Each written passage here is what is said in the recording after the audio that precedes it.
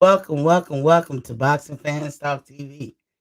I'm your host, TDT. You can refer to me as T. Y'all see the headline? Y'all see it? Canelo and Triple G fight pick. Hmm? The stuff that's going on.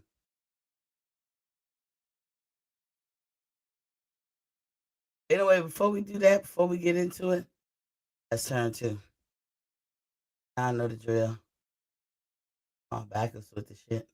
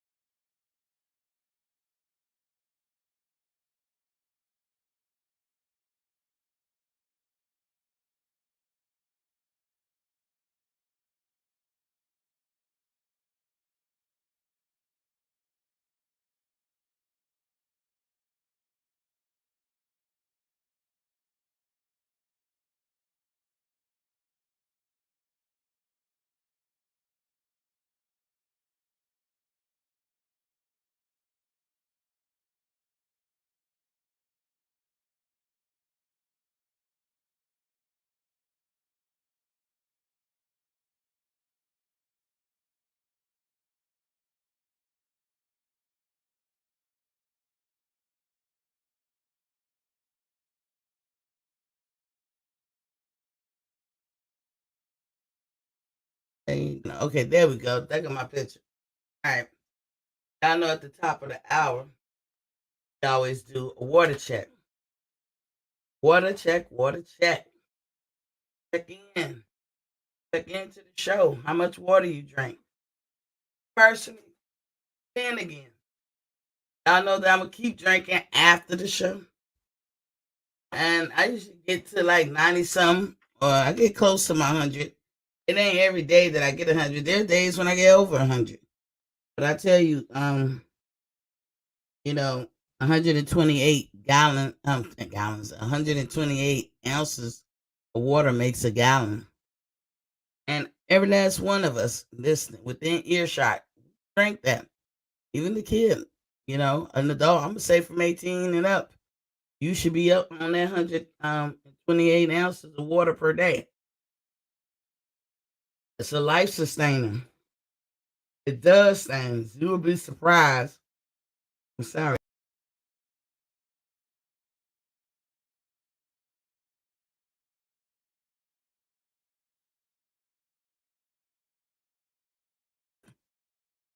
I did not take it off the picture. Like, what the fuck is going on?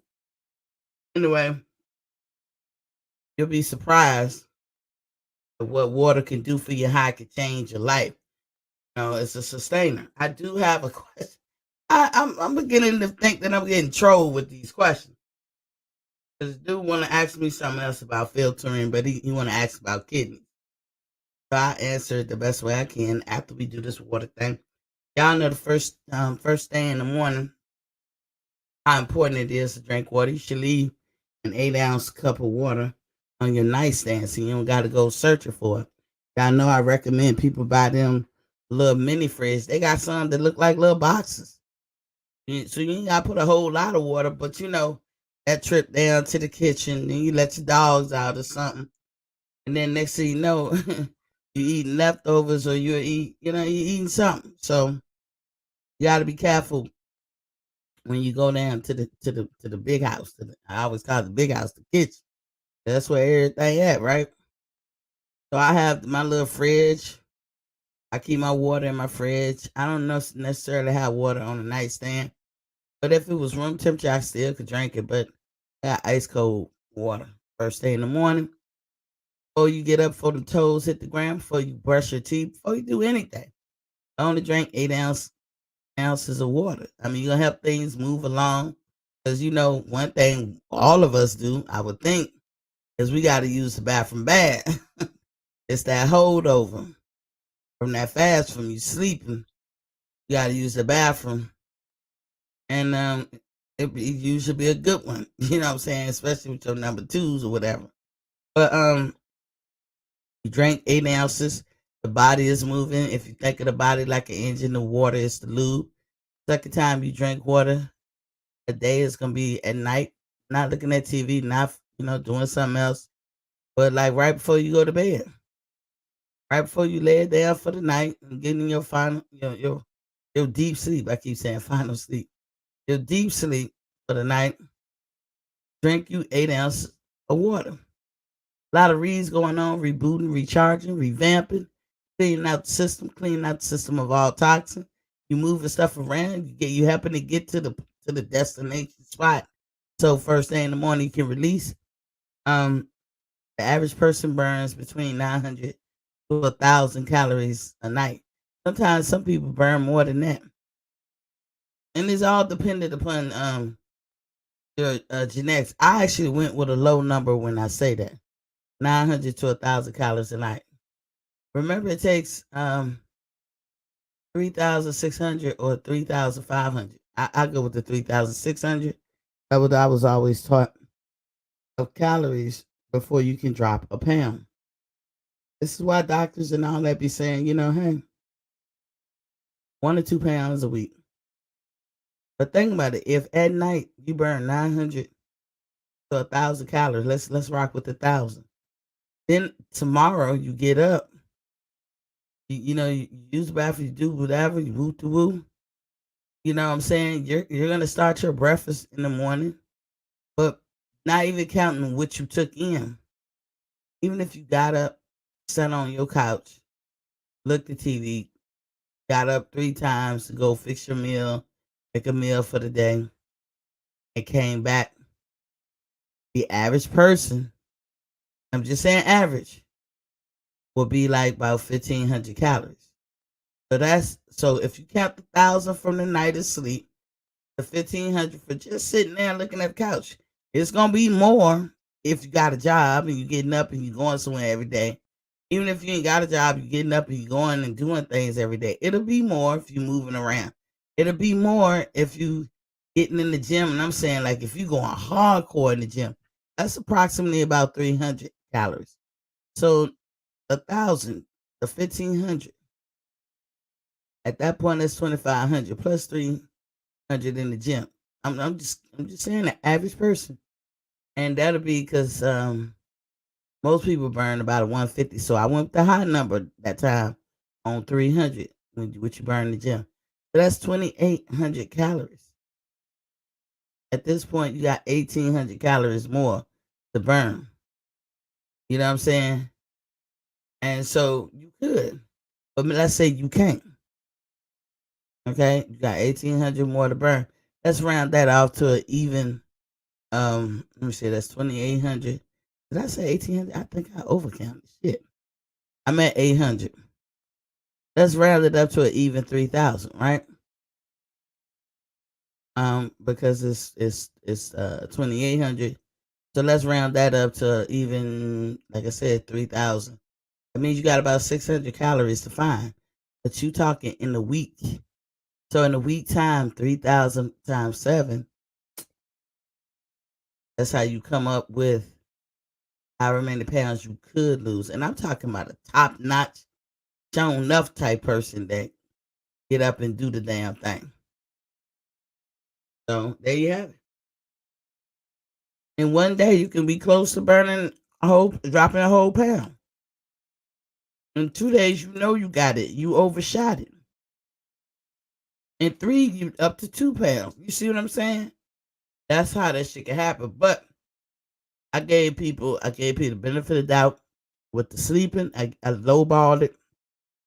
'Cause I think people burn more in their sleep than 1,000. But I lowballed it with just getting up doing nothing. I lowballed it. You know what I'm saying? But I highballed it when you talking about exercise in the gym. Kay is in the building. What's popping, King? He said, can't stay on but salute. I appreciate you coming through. Make sure you hit that like button. Make sure you hit that like button. But that's how it works, y'all. So imagine when you on a program or when you count calories and shit, and that's supposed to bring a lot of results, right? Counting calories, but it don't. In fact, most people don't burn nothing. And it's all because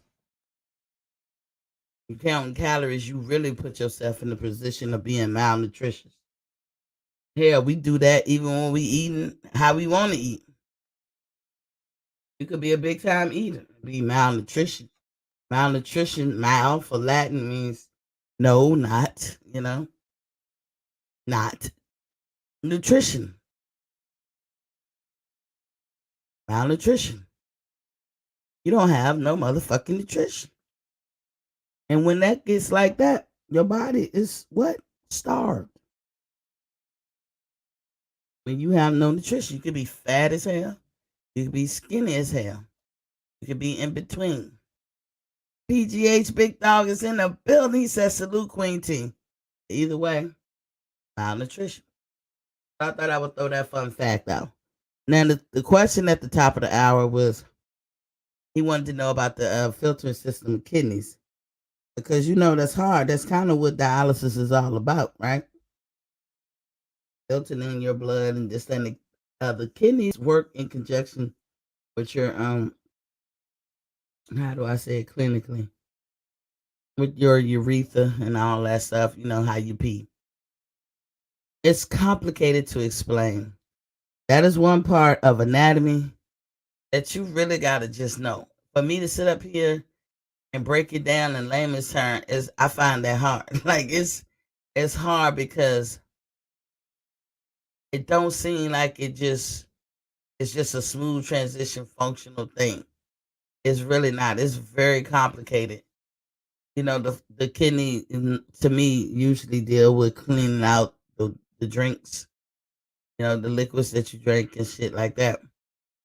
And then eventually it makes its way and pools down there with the urethra, and the urethra is a whole nother ball game. You think it's that simple, just run through a tube and get to the tip. Which would be for men, y'all know what the tip is. For women, I click, you know what the tip is, and boom, it comes out and voila. Nah, it goes through a whole lot. It's like lot of steps, more than 8. So that's why I say it's complicated. But what I can tell you is that it definitely, it cleans blood, it cleans your urine or whatever, or some kind of way produce urine or whatever. But it definitely cleans your blood. Now, the person that I helped that was on dialysis, which I personally don't know much about dialysis. I because that's one area I didn't want to get into, and that's not an issue for me until now. I just went to the doctor and got some numbers back.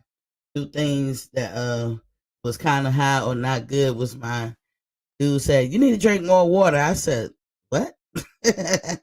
I drink water all the time. Like what? Couldn't believe he said that. I was like, okay. I'm looking at the chart and I'm like, not far off, but like maybe a little teeny point or two off. And I was like, huh, drink more water. Okay, I'll try to do that. The other thing that they keep telling me something about large platelets, and they've been saying that for a year, and I'm like, I looked it up, and the platelets got something to do with your white blood cells in the bone marrow.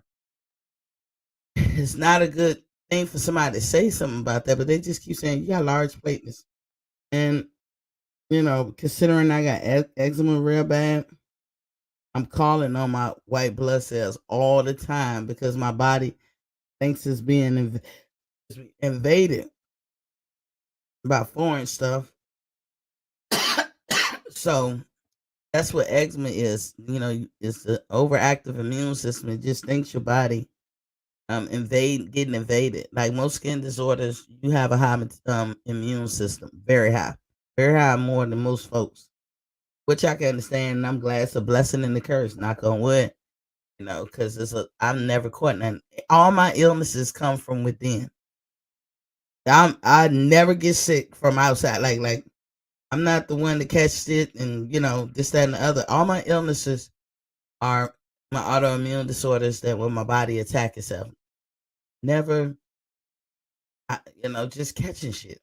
Thank God, because I have an overactive immune system. Whatever I catch, if I'm catching some, I beat it the fuck down.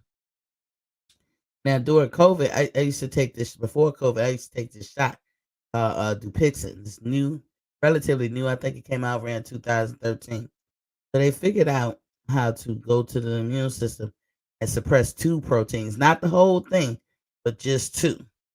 The two that causes they call the shots when calling on the white blood cell or calling out, the histamine to come do something about things that's not even there. So I could touch like some sheets and my body could think it's being invaded and it would call on my white blood cells and my histamine and tell them run to that area. And that's why another reason I have swelling issues, angioedema, because I be releasing so much cortisol from my body's pharmacy and it's to the point that it's chronic. It's been like that for damn near 20 years. So when they say on my paperwork that my white blood cell, my platelets are large, I get worried because I'm like, that's also an indication of leukemia. And I'm not saying that's what I got, but I know people with leukemia, that's one of the telltale signs. It don't necessarily mean that's what I got. They've been telling me this for years. So my two objectives right now is finding the medicine in food. Because I always say let food be thy medicine. So finding something I can mix up and eat on the regular that will address that. I pretty much got my regular routine and pack what I can eat and what I can't. Um, so to me also, when you have large platelet problems or maybe kidney thing, that's an indication that you struggling with minerals. So I must be getting all my vitamins in, but I ain't getting as much minerals. So that tells me I'm gonna have to go ahead and eat a potato, which is cool. Cause I told you I've been doing the diet that I put my friend on that's gonna come talk about it next month on the type 2 thing, and it's pretty much a sugar withdrawal diet. Oh my god. Y'all don't know the half of what I've been going through. The weakness of it all. Lord, I went through withdrawals. Let me tell y'all. I'm glad I got the avatar up. 'Cause, dude, it was one time I was on here, I was dripping sweat. I mean, I hair soaking wet. Shouldn't have been. Ain't did nothing. But it was some withdrawals. But I said, nope, I'm gonna come on unless I really can't. I had to go to the hospital late last night. Got out this morning. It was the usual. It was a couple of new people on the scene, and they was trying to start me off from scratch. Like take off your shirt and all that. I'm looking at them like, why? I bet you they don't like me up there. 'Cause I be directing like, hey, I'm the motherfucking doctor. Look at the young guy. I was like, why? He said, everybody who come to ER, you know, have to do this. It was this gay guy, nothing wrong with being gay, but I'm saying this gay guy. And he probably was a little bit younger than me, like, maybe he in his 30s or something. And he was like, everybody get a chest X-ray, everybody. I'm like, man, don't what you call it, stereotype me.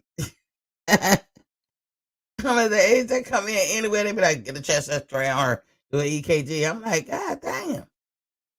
Did you even know I have a heart condition? Like, what the fuck? You ain't even know. You ain't looked at no paper. But he did all that shebang, and the whole time I'm like, yo, I only come in when the shit is in my throat. Hurry up, underlay, get the IV started. Give me the medicine, whoop de whoop. He want to do everything different, and so there's a bag of some kind of medicine. It's way smaller than an IV bag. So they'll give me that. They used to put me on IV fluid. I'm like, please don't do that. I'm hydrated. I'm not dehydrated. I drink a lot of water. All you're gonna do is hook me up to all these machines, and then I gotta unhook them just to keep going to the bathroom. Don't do that. You know what I'm saying? So now they listen to me. He put that bag of stuff. I said, what other shit? Because they actually like put it in the IV. I see them put it like in the IV, deliver it by a needle or something through the IV. And he said, "Nah, I put it all in the bag." And I'm like, in my head, this bag don't come with that shit. Like how you even put it inside the bag? He said, I mix it up myself because you wouldn't like me if I give you the other one. It might just burn. I'm like, nigga, they're not. If you look at my name and my frequency in this bitch, you will see I'm damn near an expert. Do it like the other people. And then it was some familiar faces, and they was taking too long. Like when I was checking in, I said, "Lady, you know the drill. Gotta hurry up and get me back there. You know my name." So she was taking too long, asking a million questions. And then the doctor came back, and I was like, "I know him." Like, uh, in my opinion, he not the best doc. He's not the best doc. But I've been there so much, I think I've seen all their shifts that they have. Sir Ampo in the building was popping king. He said, eat living foods only. Indeed. Omega 3s, avocado oil, nuts, lots of fruit. With the omega 3s, Sir Ampo, you know what the problem America have? We eat too much omega 3s. We got to switch it around. You rather eat more omega 6s than you do omega 3s, but the omega 3s are good. Not saying it ain't good, but there's two out there that you got to hit up, and that's 6 and 3. And we do an abundance of 3, which throws our whole chemical balance off. So we need to switch that, do an abundance of 6, and then however much you was doing in 6, eat that in 3, omega 3s. Yeah, and when you say avocado oil and nuts, you talking about real fats. Remember I gave y'all the analogy of real fats being like when you do get your meat and everybody try to go lean, fuck that shit. I'm telling y'all, fuck that shit. If you within earshot, fuck that shit. Before we go on, let me say my show starts every day, Monday through Friday, 7:30 p.m. Eastern Standard Time. We cook till we don't cook. Usually I try to stay about an hour and a half, but normally I be at 2 hours and then sometimes 3 or 4. But when the train moving, we stay on the train. Okay. I always tell you guys, don't forget to like, share, and subscribe. If you already subscribed, you locked in. You ain't got to keep hitting the subscribe button. Once will suffice. But then, hit that like button. Lean on my leezy when you step into my heezy. In other words, hit the like button when you step into my square circle. We be dropping a lot of nuggets. My chat, they drop nuggets too. And in my chat, like PGA Big Dog and Sir Ampo, we might have differences of opinion, but I love these guys. I respect all opinions, as I hope you respect mine. I don't care how you feel because that's all we all doing is speculating and guessing. We have opinions. So it's all good. I welcome you here. That's why I say that.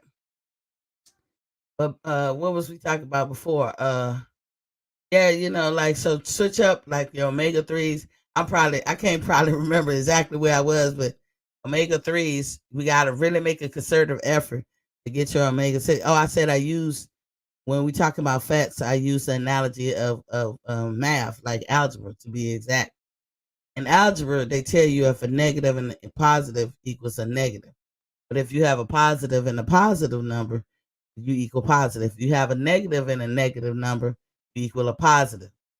You know what I'm saying? And so when it's said like that, when I think of fats, if you eat real fat, and we have real fats in our body, then that's a good, that's a positive. I know in medical, when they say negative, like they could say your test came back negative, um, you be all happy, and they say if it come back positive, um, you be sad.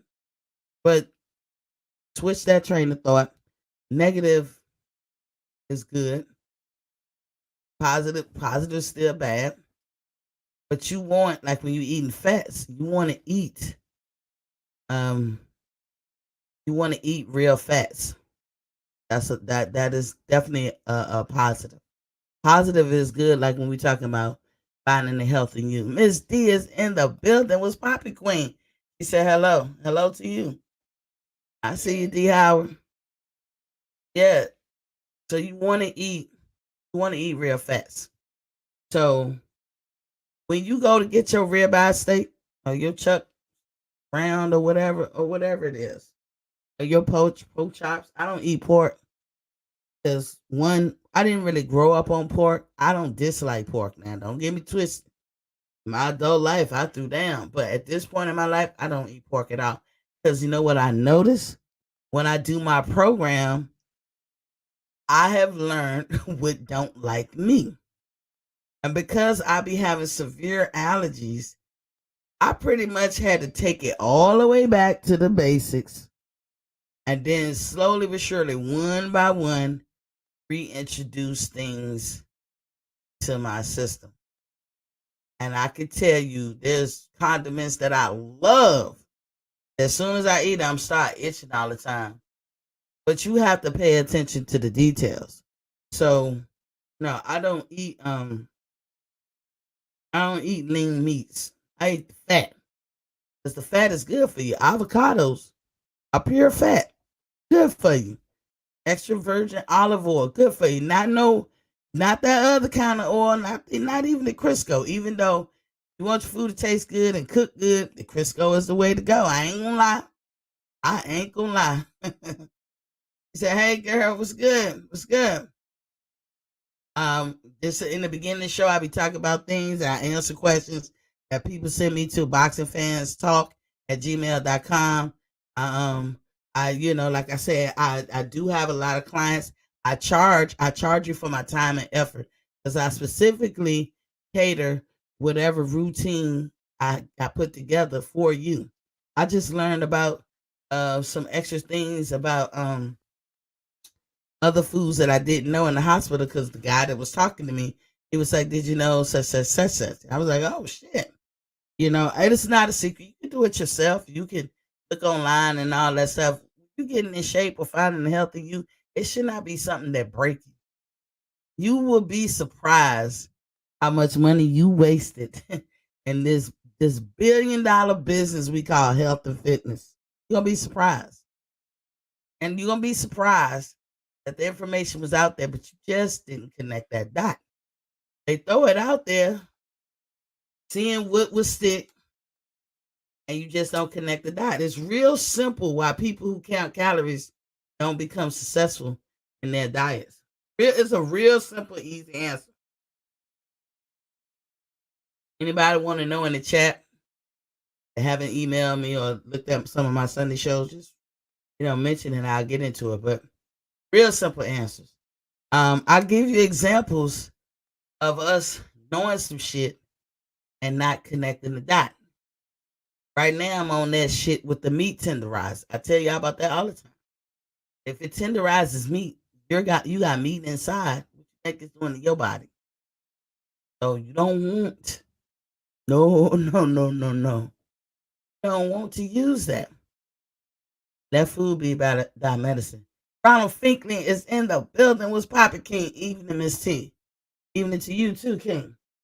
So this question that person posed to me about the kidneys, all I can tell you when it comes to liquids mostly, and when I have to deal with people make recipes real hard, like I really have to be strategic because people on dialysis can only take in but so much liquid. That makes it very hard for me to construct something. The one clue I tell y'all every day: drink water, water, water, water. I don't care what diet, what kind of fitness regimen you on. If you ain't drinking water, you might as well say it's a failure. It will be a failure. You have to drink water. That is one of the keys. You know how and you see how we all know that, but you know how many people go on a calorie deficit diet and still drink whatever they normally drink or don't, especially if they pick diet sodas, they the worst. Any kind of food or drink that say that they really cater to a diet or they trying to help you lose weight, it's really acting like it's good for you. Don't believe the hype. Those are the things with the most sugar. They like triple the sugar that you was eating anyway. You see what I'm saying? So if you gonna get a diet coke, but you order all that other food, go ahead on and drink the regular coke. It's better. It's better nutritionally, even though both of them don't have nutrition good for you, but it's better nutritionally because all drinks, one of the main ingredient in mostly all drinks is water. So that's why I can say it's better nutritionally for you because they don't have as much sugar as Diet Coke has. Don't fall for the hype. Do not fall for the hype. And so people will go and they eat all this stuff and they be like, and I'm gonna get a Diet Coke. Because in their head, they think it's the sodas that really get people set off of unbalanced and all that. Fun fact about sodas, most of your restaurants are built to sell soda. That's it. McDonald's of the world, the Wendy's, the Burger King, all of that started because soda companies needed to sell their drinks. And that was one of their tactics. Hey, throw a burger and some fries with that shit. Because Americans was just really getting into, let me tell you, the middle class came into um, existence in the 50s. I'm going to get a good little geek on you, right? And by it coming into existence in the 50s, what was happening is you developed this huge middle class and you have a smaller poor class, huge ass middle class, and a very, very small elite or rich class. And people, my people listening, that's what you want. That's a formula for success. Even though it wasn't something that I think people were shooting for, but that's the formula of success. Because when you real rich, who gonna check the rich? Middle class. Because middle class people are happy. They cool with their life. They are satisfied. They don't have no burning desire to be rich. There can be some people born in middle class that grow up and want to be rich or something like that. Because those rich people come from somewhere. But middle class checks them when they get too high and mighty. They're your police officers. They're your government agencies. They're the ones who would check your ass. They're your whistleblowers. In the same breath, poor people. The middle class be having sometimes superiority complexes, but not really. They just know that hey, they know what it took to be a middle class, and they feel like anybody can be a middle class. So when you poor, um, you get checked by the middle class, and that's why it's important for your country to be successful. You want a huge middle class, and then the poor checks the even poor, like the destitute. So that is the formula for success in the country, to keep things flowing, to keep things on an even keel. You have to have a humongous middle class and a smaller elite class, smaller poor class, and then an even smaller popo class. Where you're destitute, kind of. You know what I'm saying? But people who are middle class gonna be empathetic and have sympathy for people who are poor, because most of your middle class come from that level. People who are rich, middle class can relate and say, it's all good. I understand some of their principles too. So they keep everybody from like going up against each other. When you get a government agency, or like president and the legislators all were trying to make moves where you're gonna throw that whole dynamic off balance, you got a bad one. You have a bad one. You cannot be a successful country and have all elite people or all rich people. It will not work. Therefore you cannot have that and have all poor people or destitute people. You cannot. It cannot work. Middle class people are described, Sir Ampo, by the money that they make. That's what they describe by. It's like the finances that drives them. You can have middle class people that are 100,000aires, which you call them thousandaires, like they make 100 and some thousand a year to up to about 250, maybe close to 500. But when you're a millionaire, when you got a million and up. So anything under that is pretty much a middle class. That's a high level middle class, because middle class come in levels too. And then you have the middle, then you have the lower middle. And and middle class people can be people who make 50,000. Poor people is, to me, is when you making money and you be like, how do you survive? I don't know, a stank ass apartment complex that costs less than this.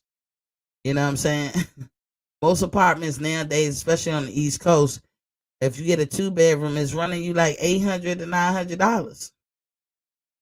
Now, a high level poor might can squeeze that off, especially if they got a boyfriend. Say, I'm talking from a female point of view, but boyfriend or girlfriend, um, y'all can squeeze that off, because that person is adding to your bills. So you might have enough just to pay your your rent, $800, $900, $1,000 for a 2 bedroom. Don't let it be a three. You already over 1,000.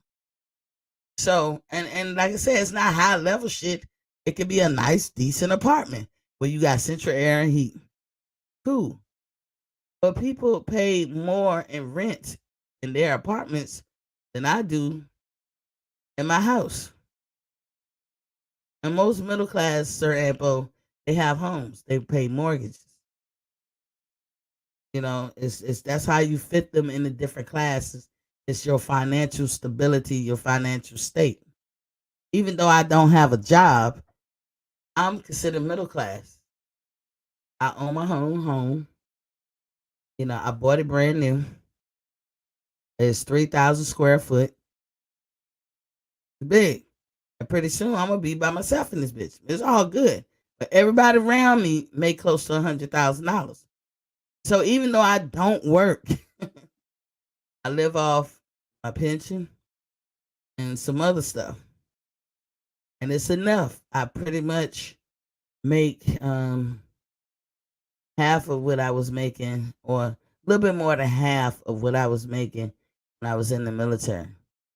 So, and let me tell you, my checks at the end, ooh, nigga, what? Nigga, who? I was making a killing. I was making a killing. I was making more than average people make that have apartments. I was making. Sir Ampo said right, and then he also said education. Also, yeah, the area that I live in, the school my children went to, is ranked number 10 in the whole state.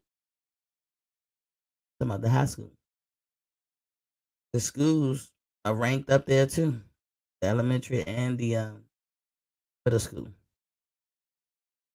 Now I don't know how you get those rankings, because I'm gonna tell you what we experienced in our county. Every time you turn around, was a bomb threat. Like I had got so desensitized to bomb threats, it's ridiculous. When I first got here and they first started having bomb threats, I don't know when my kids got to middle school. And I was like, what? I was scared and it was a big to do. And I'm like, oh my God, they actually cleared the school out. And I even thought about homeschooling, all kind of shit. But my kids needed the socialization. There's something to be said about going to school and getting that socialization, all that stuff. And that's going to help them. They needed that just as much as they needed the education.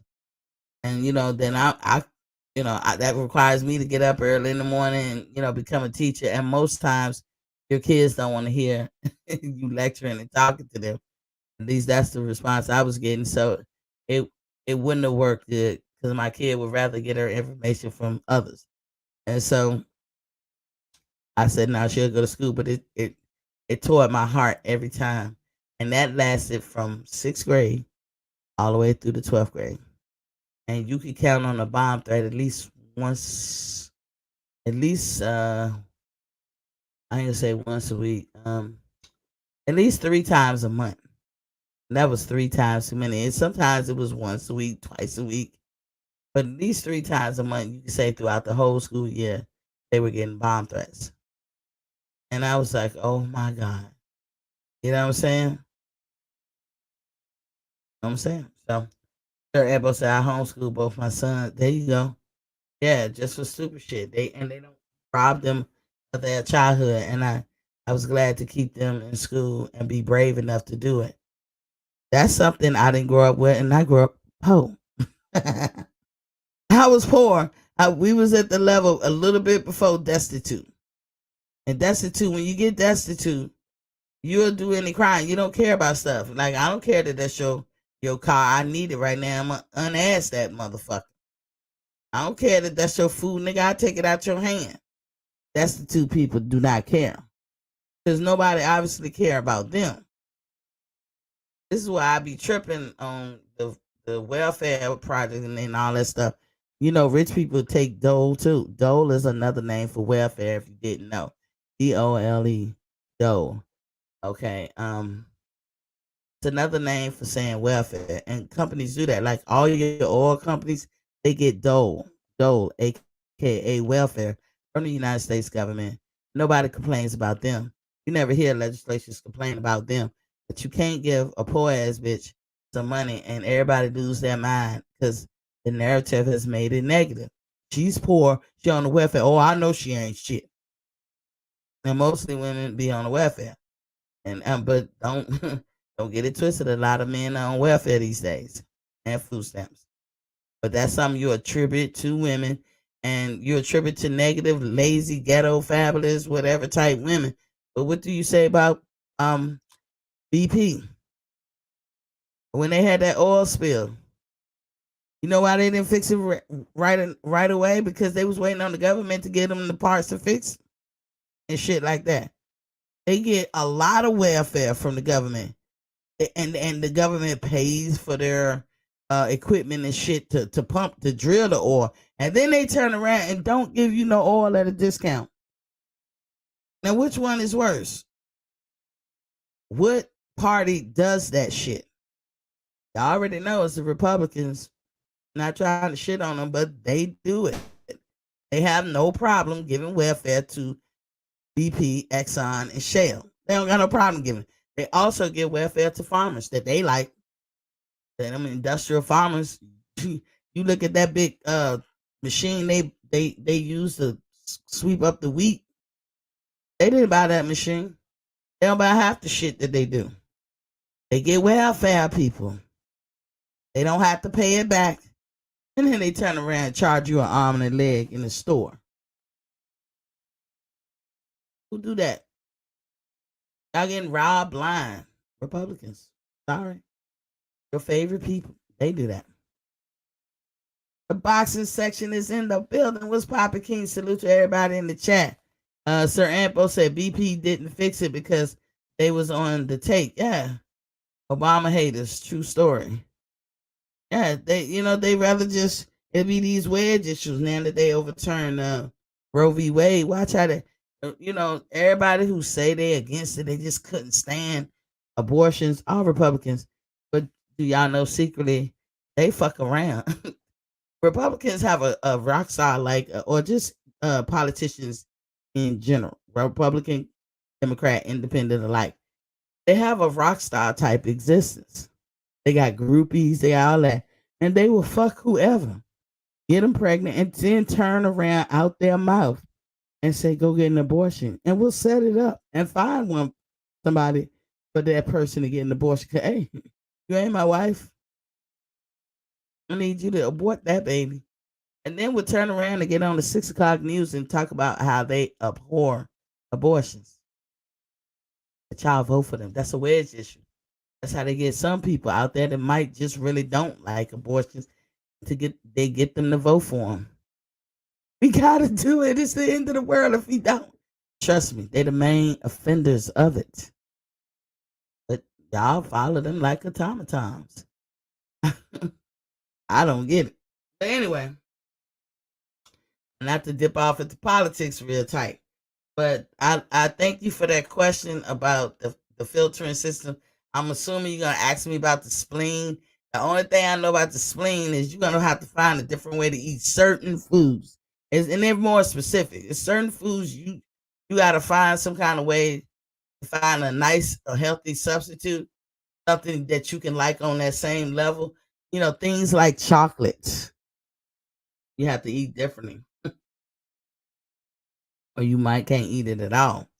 You know what I'm saying? Because that needs to be filtered. Then you got the gallbladder. You got other, like I said, filtering system does just that. It sift through things, find out and extract what it needs for your body, and then that way they find the things that are usable. And hopefully, when they're done, they send the remaining stuff on to the colon. Hopefully, the colon is excreted out. But at the older you get, you're gonna find that there's certain things, certain blocks of things your colon wasn't able to excrete out. Like on average, a good rule of thumb. This is not an absolute. I repeat, this is not an absolute. If you're 40, you're probably walking around with 40 actual pounds of poop in your colon. It's not an absolute. You can be 40 and walking around with 20 pounds.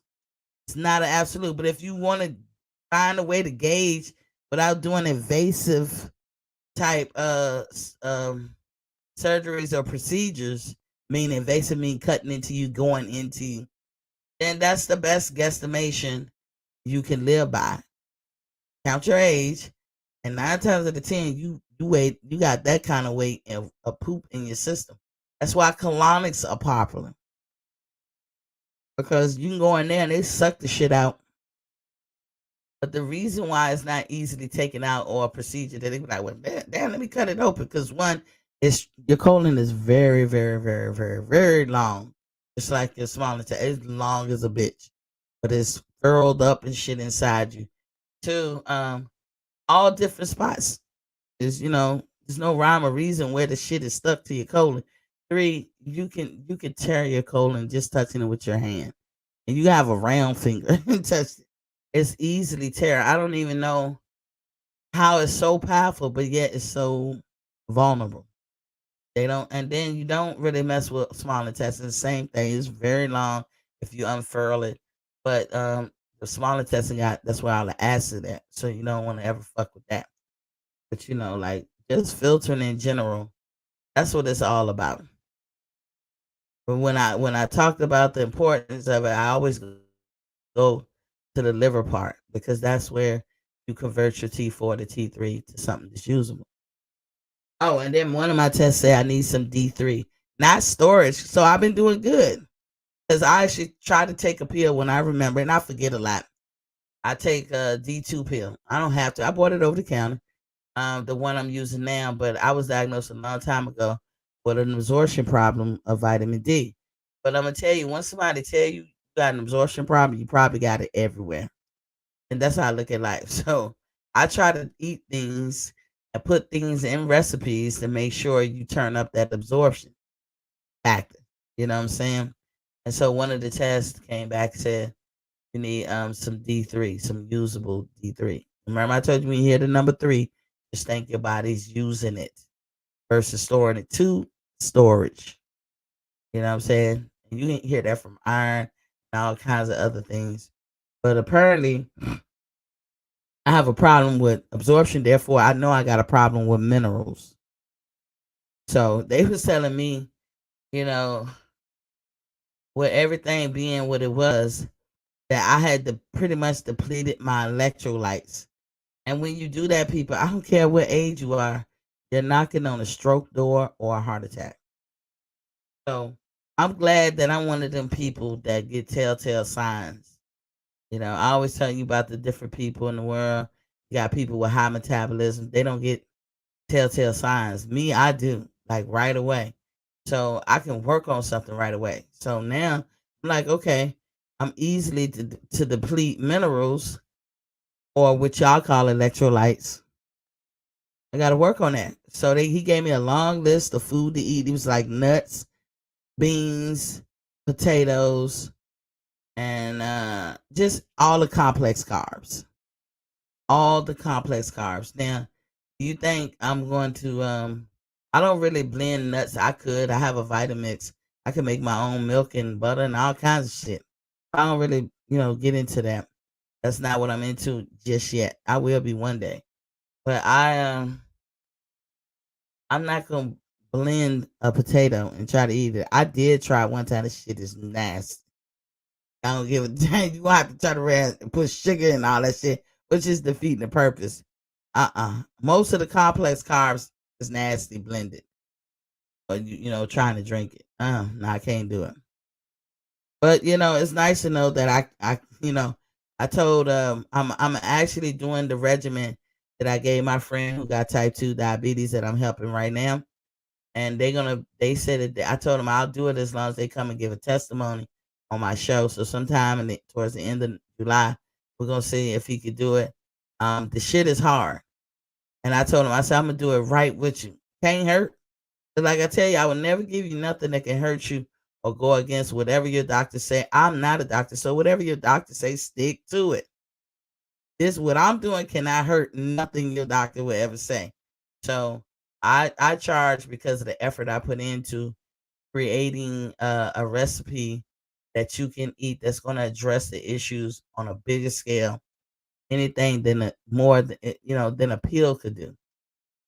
Because when you have pills to do things, what you got to understand is that those people, those pharmaceutical companies, those people with the idea of making up that pill, they saw it happen. They had to see it happen, and or they had to know about how it happened naturally, and it really be just the food that you eat. And you mix your foods in certain ways, man, you get some hellified results. And one thing is my catchphrase when I'm really trying to sell it. And I do it locally. I'm telling you, I do it locally. But one thing that I really be catching people is when I be like, yeah, I could take 20 pounds off you in a week. Almost guarantee it. But everybody's different. So I'm gonna say I give a range between 15 to 20 pounds off in a week in the first week alone. I guarantee. I guarantee that. And a lot of people say, yeah, right. But I guarantee too, if it don't happen for you, I guarantee you didn't do what I said. I guarantee that. I guarantee because I did it for years, 5, 6 years. I don't know how long. I've been doing this shit for a minute. And the whole time that I did it, the bulk of the time that I've done it, I didn't charge anybody because I really wanted to see. It was enough for them. They didn't know it, but they were my test junkies. And they didn't know it. They didn't sign up for that. But what I was doing for them, I could have easily charged them an arm and a leg, but I didn't.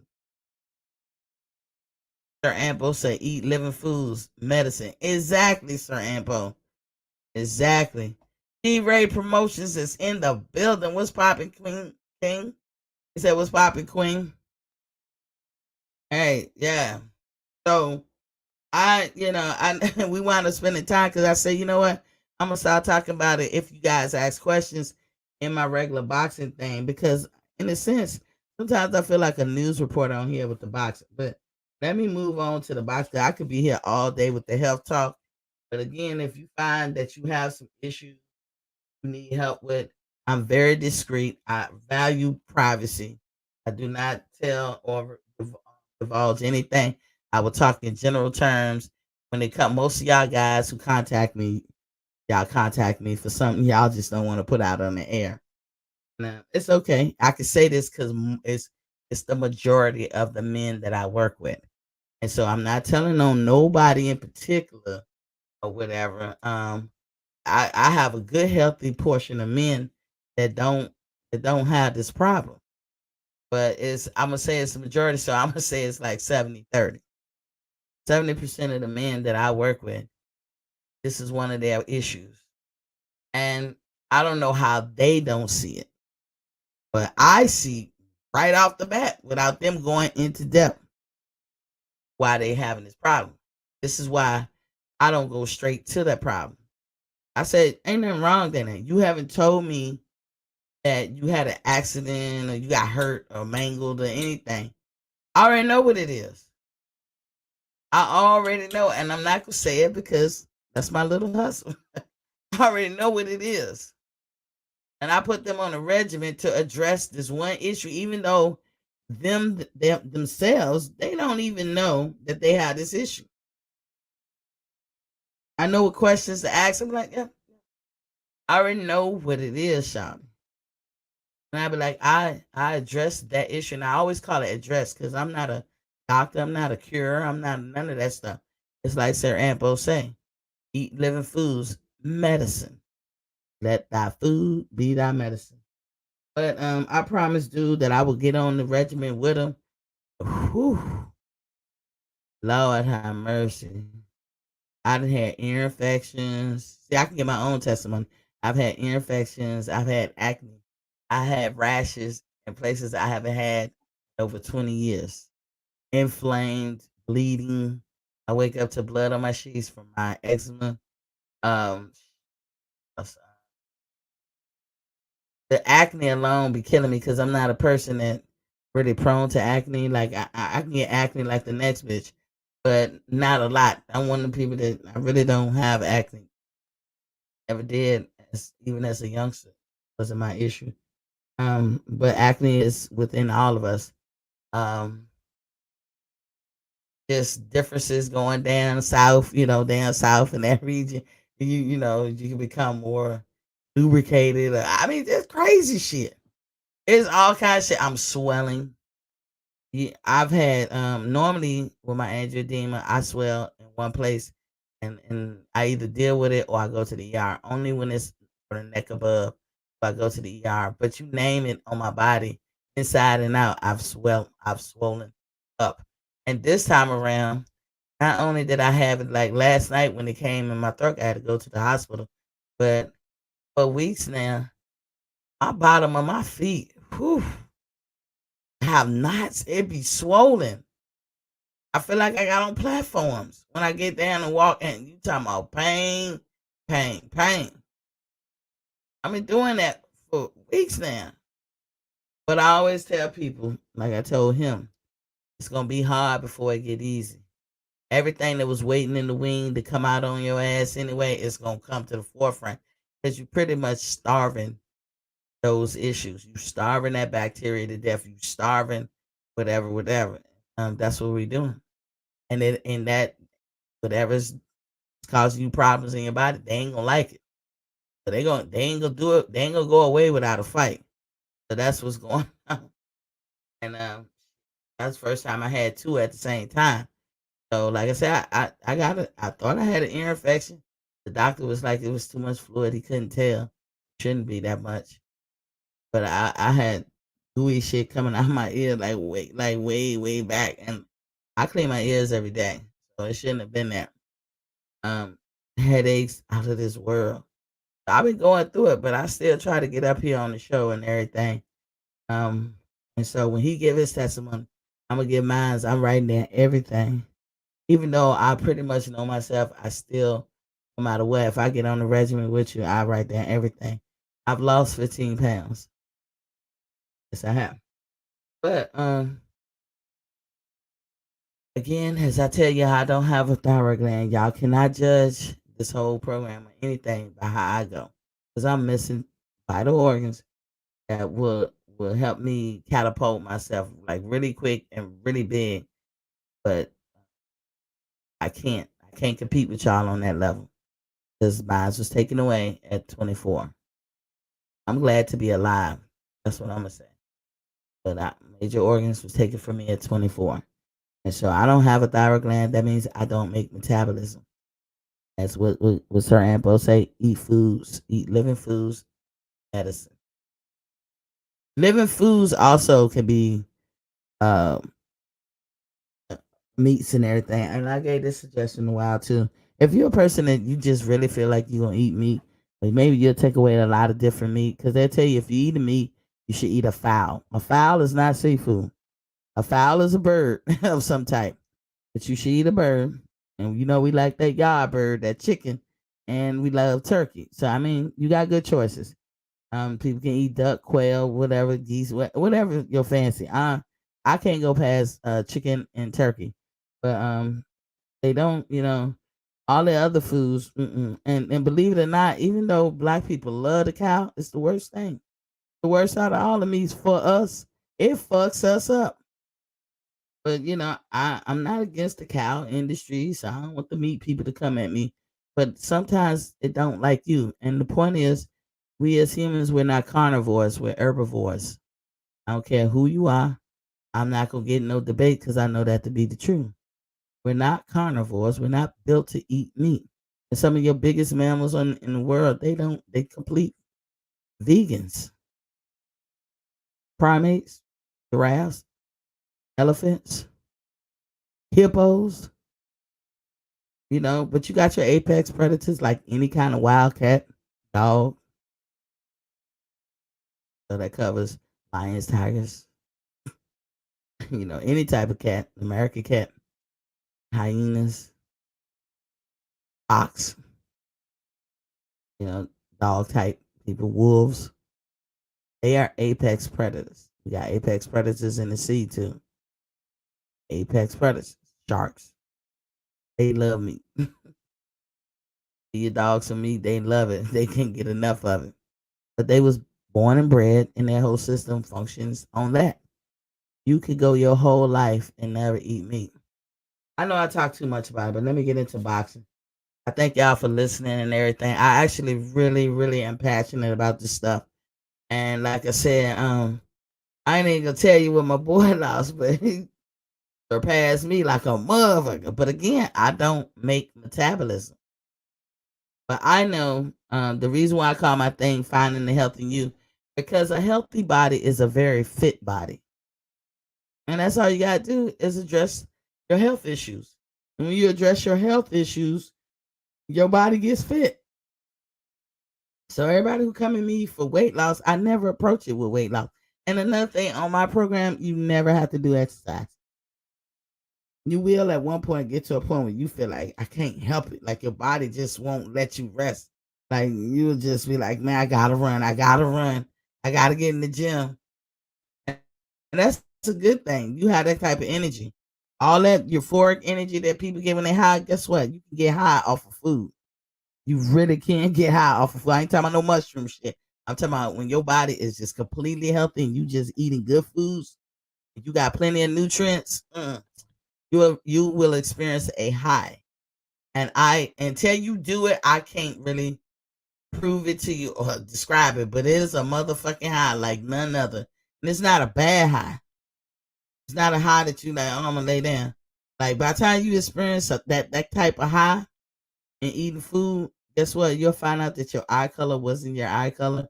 Your hair texture will change for the better. It may becomes most time it becomes soft and never really go the opposite way and become coarser or harder. I mean, all kinds of shit. But hey, you gotta wanna experience it. You can't half-ass that shit. Can't half-ass. So I give you a no half-ass regimen. And I also am very empathetic and sympathetic, meaning sometimes we fall short. Get back on the horse in an hour. Like if you don't drink enough water, get in the next hour, say I'm gonna keep drinking till I hopefully get as far as I can. Sometimes I don't even come close. I'll be at 40 ounces for that day. Sometimes. But I know the next day I'm gonna really punch it in. Or maybe in that next hour, once I realize I'll be like, man, let me just get to drinking water. Sometimes you cheat, sometimes you fall off. Okay, get back on the next day. There gonna be times in my regiment you're gonna lose 8 to 10 pounds in a day. There gonna be times when you don't lose nothing in a week. There gonna be a time when the whole week you actually just kept having gains. Sometimes you'll wake up in the morning, you gain 4 pounds. It's weird like that. That's why I tell you in my regiment, don't look at the scale. Because in the end, the one that's gonna be undefeated is gonna be the one losing weight. Because you're gonna have days. There are days I probably lost more than 10 pounds.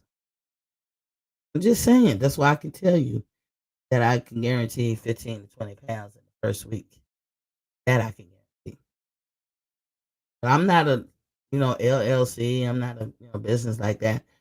No, I don't sell products out my house. I keep it real.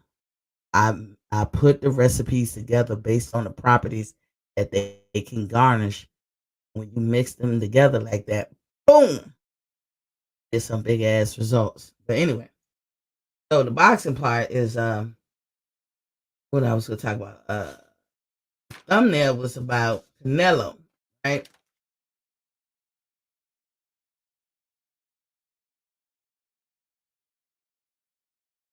That's crazy. I'm not. Hold tight, y'all. Hold tight.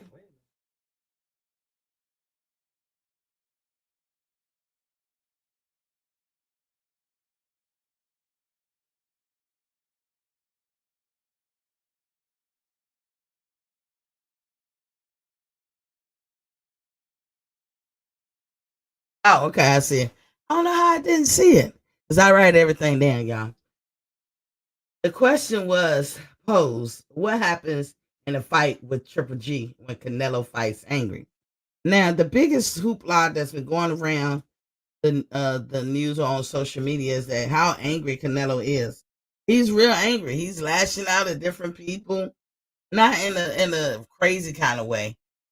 Triple G actually said in an interview with somebody, he said, "I don't know why he that mad at me, but he don't give a fuck." He's like, I don't know. I couldn't.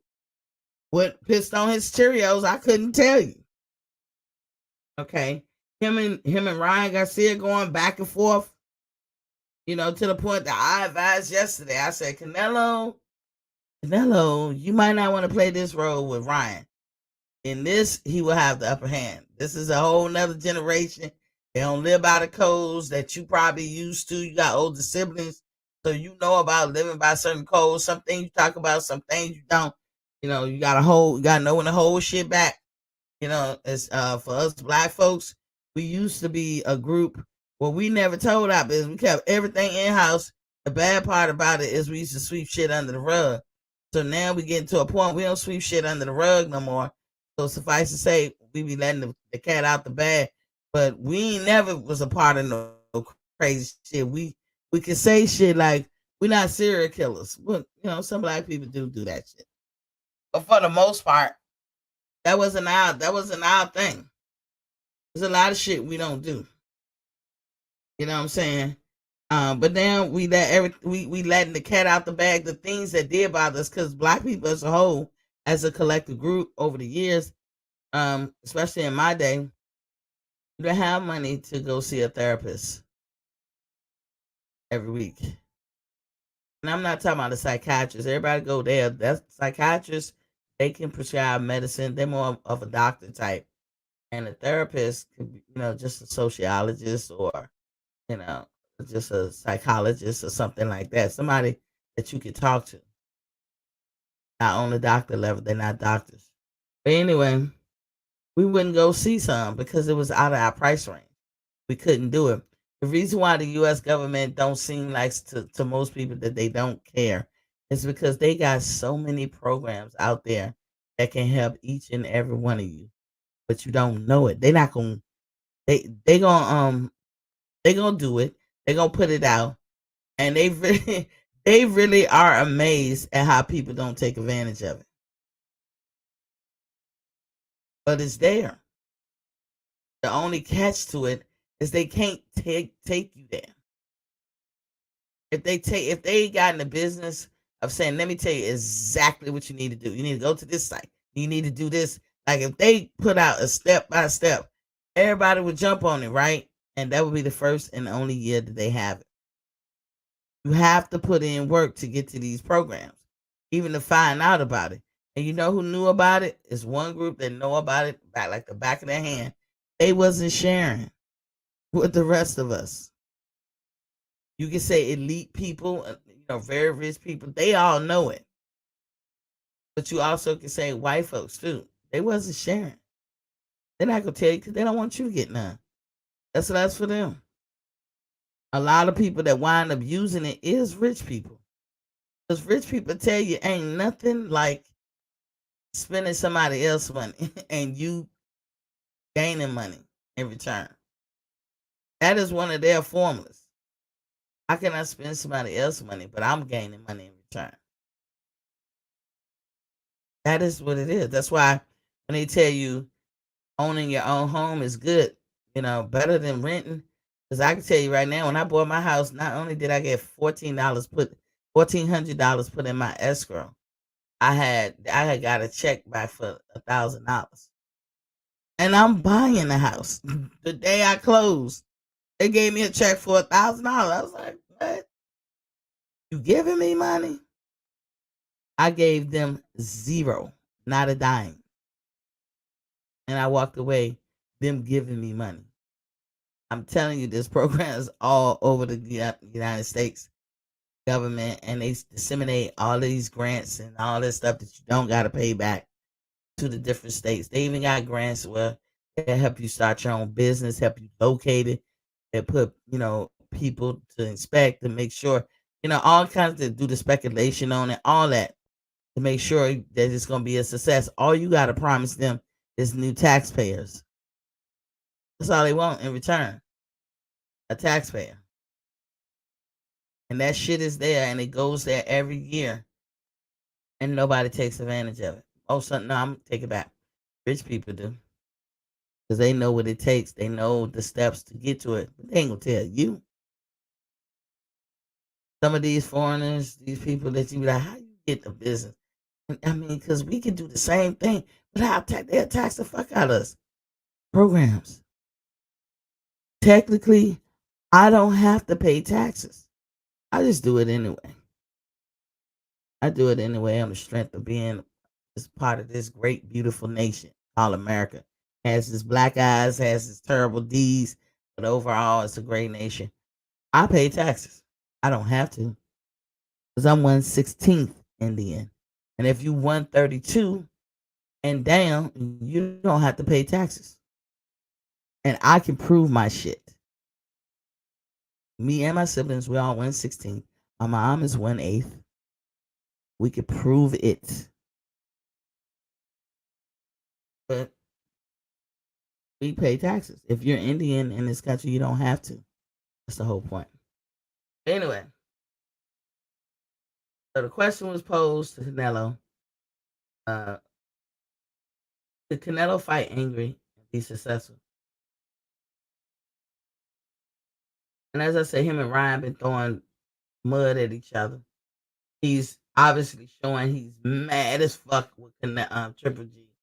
So whenever he gets a chance, he can throw mud there too. Canelo, on the other hand, feels like all the hate and discontent is advantage. It's an advantage for him. He don't feel like it's gonna hold him back. But that old adage, don't he who gets emotional loses. In anything. And all of us, we can be, if you arguing, you get real emotional, probably gonna lose that argument. But Canelo don't feel like none of that's gonna be a problem. Here he is training, trying to get ready for Triple G, and Ryan and him going back and forth at each other, which Ryan can turn around and drop a bomb on his ass, because I know Ryan know where the bones are buried. To speak in the Eddie Reynoso gym. I know he know where the bones are buried. I can tell because how they don't go hardcore on him. That I could tell. I said, oh, y'all been sharing secrets.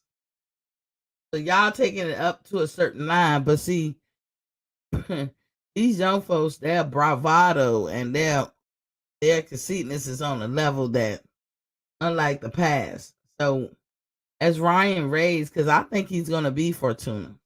I told y'all why yesterday. Fortuna is on the decline. He's 33 years old. He was a big time amateur at one time. You know, he spent a bulk of his life fighting amateur, and then he broke into pros or whatever. And he has like 30 something fight, like about as many fights as Bud has. But he's on the decline. Remember when? And I told y'all about that fight he had with Granados when Granados hit him and he, I don't know, some kind of way fell out the ring. He tried to act like he hit his head. So they took him, to err on the side of precaution. Took him to the doctor and all that stuff. But it was before they was past 4 rounds, so Granados didn't get a actual win. This is why I say this man been on the wrong side of the equation a lot. He caught tough breaks and everything, but you know, there it is. Jerry Tasker is up in this biatch, but hold on, let me turn something on. Yeah, the phone lines are open, but I ain't taking calls just yet.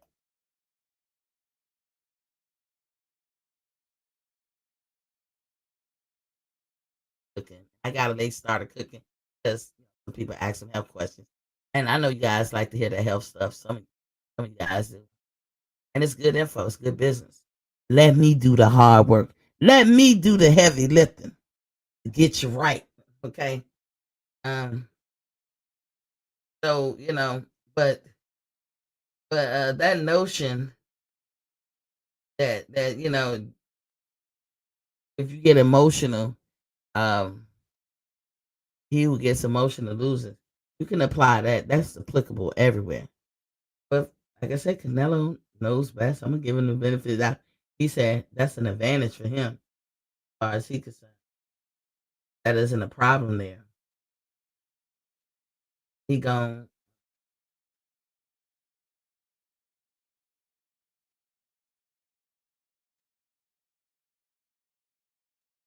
So he gonna wash.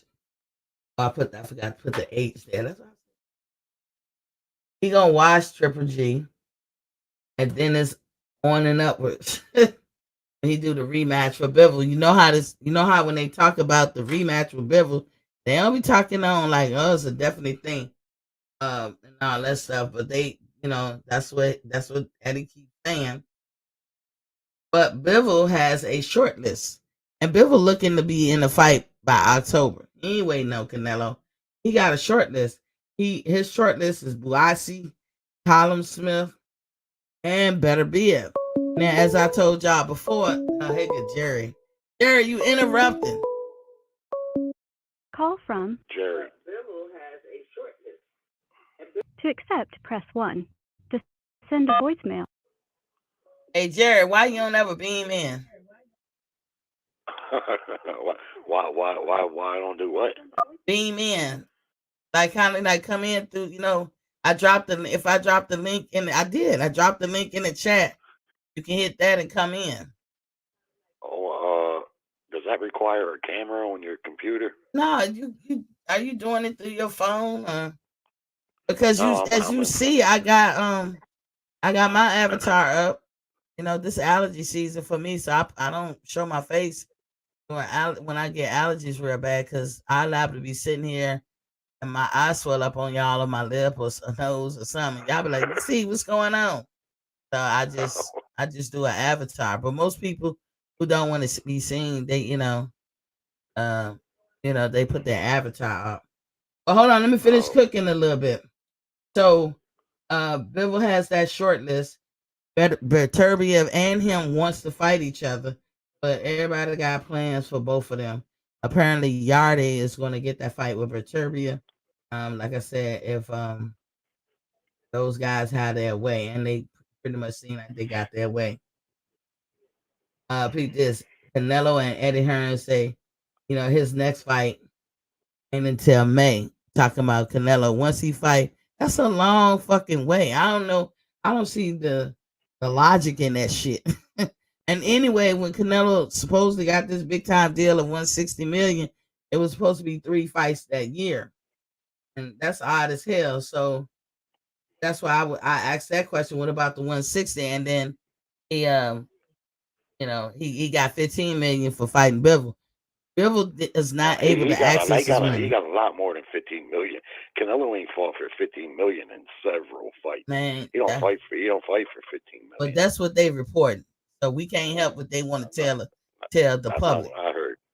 He got 50. That what they say he got 15 million because that fight didn't do much. That fight did barely 500,000 pay-per-views. It's not with Canelo on DAZN. It's not even really about pay-per-views. It's about subscribers. That's how DAZN really works. But that's not true, Jerry. Pay-per-view for a long time. That's not true because DAZN started pay-per-view. You keep calling it DAZN. I call it the Zone. They signed fighters to try to get subscribers. They didn't even have pay-per-view until about a year and a half ago. Dude, did Canelo just fight pay-per-view? Jerry, answer that question. Canelo just fight pay-per-view. Yeah, Canelo doesn't fight for 15 million. He hasn't done that in quite a while. I mean, that's what you want to say. A 3-fight deal with DAZN for $160 million. The reason he's not fighting Bivol immediately in a rematch is because Eddie Hearn got to get some money back. He got to get some money back on Canelo. If he would have had him fight Bivol again, if he loses again, then that whole deal maybe goes south because Canelo has got the status where he can handle one loss and probably still be a cash cow. He gets beat twice in a row. That may change, but in that Golovkin fight, that's got money on it. So Eddie Hearns knows I got to go ahead and get this in here now. Plus Golovkin getting too old. I think that's going to be a hell of a fight. Here's the thing, though. I got to interrupt you, Jerry. Here's the thing. So Canelo, when he had that big $300-something, he was with Golden Boy, and he was with some kind of way affiliated with the Zone or Matchroom or Eddie, whatever. And he took it to court and got out of it and all that stuff out of the contract. Well, Canelo had his gripes. If they won't do what he signed the contract to do, rightly so, Canelo was right to get out of it. But also, the Zone and them probably was glad to let it go because they had him slated to pay him all this money. But when you start looking at the actual books, Canelo ain't bringing that kind of money in to pay him that much. You cannot argue. Hold on. Cannot argue that because when Floyd fights, he brings $1 billion to Vegas every time. He brings in the money. So you're going to invest in Floyd. But Canelo is not bringing that money back. And so it was a win-win for both of them to get out that contract. But now they're going to say, oh, I'm going to give you 160. But I think, and this is me speculating, that I think that they're going to go case-by-case basis. He could get up to 160, but he already broken one part of the contract, which is to have 3 fights in this year. And he is not going to be able to make that. I never heard it was 3 fights in 1 year. Oh, it was. Where did you get that? It was his contract. He was promised up to 160 for a 3-fight deal. He signed a 3-fight deal for 160. But a 3-fight deal totaling 160. 160, but all the fights had to be done this year. Who says? That was his contract. What you want me to tell you? You seen that? You can verify that? It was put out by the people that will know. Like the Zone, Eddie Hearn, Canelo.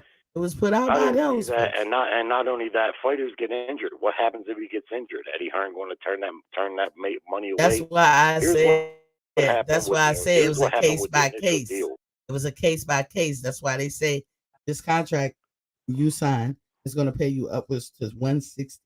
It doesn't say I guarantee I'm gonna pay you 160. It said upwards to 160, case by case. He signed a 3-fight deal for $160 million, and that's what's going to happen. He's already fought one. He's fixing to fight Golovkin, and then he will fight a 3rd fight for DAZN. Here's what happened with the initial DAZN deal. If you notice, Eddie Hearn and Canelo still do business. Even right after they got rid of De La Hoya, they still did business, and then they did another big deal with this current deal. They didn't want to get rid of Canelo or anything like that. They wanted to get rid of Oscar De La Hoya. And why? Because Oscar De La Hoya was getting a 1/3 of that money, and they figured, why should he get a 1/3 of the money? We don't need him. Canelo doesn't need him. When a boxer reaches a status like Canelo and of course Floyd Mayweather, And there's just a few exceptions in the history of boxing. They don't need the promoter anymore. They can finance the fight themselves. They don't need it. But getting back to the money that Canelo gets, you have to understand, Queen, and I know you're old enough to know these promoters, whether it's DAZN or PBC or Bob Arum, none of them, they don't give millions of dollars away.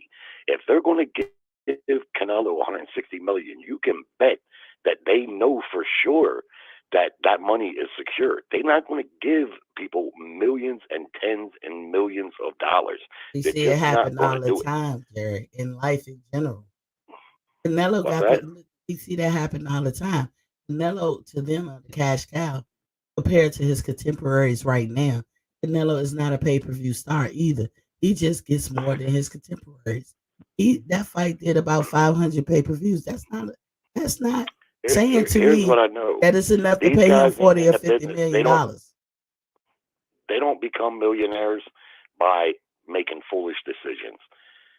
PBC paid Canelo Alvarez $52 million to fight Plant. They paid Plant $10 million. That's $62 million. And why is They that? turn right around. They turn right around and offer Canelo similar money, 2-fight deal for $100 million. But why Now, would if why they would lost, PBC pay for that one time deal 40 million to Canelo, 10 for Caleb Plant? Caleb Plant has never done pay per view, so there's no record to show that he draws that much. I don't care how you say it. Yeah, you can say when he's fighting Canelo, they paid Canelo $40 million, and this is the same PBC that can't find it in their heart to give uh Earl Spencer guarantee in double digits of millions. You can't even give him 10 million a fight, and he's earned that. So people right? do what they want to, because Jerry. because because in boxing, just like anything else, you get in or you fit in. They don't pay these fighters money that they don't feel they're going to get back. If they lost money on Canelo in that Plant fight, they no way would have turned around and offered them the same money for 2 more They fights. broke even, maybe They did that for a reason. There's because he lots of has different the revenue complexion sources when it comes or to a the big fighter. protection. You have to understand there's lots of different revenue sources when it comes to a big fighter like Canelo. The endorsement deals alone are worth tens of Endorsement millions has of nothing to dollars. do with the network or the promoter. It's You gotta got stop the everything to do crap. with the It networks and the doesn't. promoters. When you look at the ring, you If you go see get an when you look endorsement, at the ring, no, you see endorsements don't have you nothing see to the do with names that. of the promoters. When you look at the ring, the boxing ring, you see the endorsers' names on the That's ring one post and set. on the ring. When they Listen, show the commercials, they show the commercials of the endorsers. but the That money is endorsers pay all them individual that and they pay the network. Come on, Jerry, stop the crap. that We money not is we got to all stop part of lumping it. that in. You got to understand just a simple thing. People at the PBC and DAZN, they don't get rich and pay fighters by losing money and consistently throwing bad money at bad decisions. But That's not what they but do. they do. I don't know how you can't They understand losing that. money. Now I don't know how come you're trying to lump it in. We're not gonna never see it that way. Floyd Mayweather, one fight he walked in with Burger King. He bragged about how Burger King paid him millions of dollars just to let the Burger King guy walk in wearing the full regalia, you know, in with him for a fight. They paid Floyd. They didn't pay the network. They didn't pay no Yeah, promoter. They paid Floyd. Floyd yeah. started Well, that Hublot shit. Floyd put that okay, shit on his shit. but I just watched a fight the other night. On the ring post was Geico. Geico, right on the ring post. Do you think that the fighter got the money from Geico? But you're mixing apples and oranges. You're acting like No, that. I'm not. I'm This trying is to school no, you no, no. on But you're not revenue schooling me. sources You're that are not schooling involved me with a because big we know it can sports be market. different, Jerry. It can be different. It could be that a endorser pays the fighter only, and it can be that the endorser pays the network or the promoter or whoever. It can be two Well, different of course it things. can be. So Of course stop it can lumping it be. in. But, but but it also happens just like I'm telling you how it happens, and this is why the PBC would pay uh, Canelo what they did and turn around and offer him the same money for 2 more fights. This is why DAZN is still doing business with Canelo at 160 million for 3 fights. You have to understand that you don't know how the revenue comes about. But what we do know is that rich people and investors and promoters, they don't get that way by throwing their money away. If he wasn't bringing the money back, they would not consistently be paying him the way that they're paying him. So let me ask you this. Is PBC losing money? Yes or no? From when they started? No. They must not have lost money because they turned right around and offered them the same money for 2 more. They're not losing money. So where the narrative come that Errol Spence is a cash cow?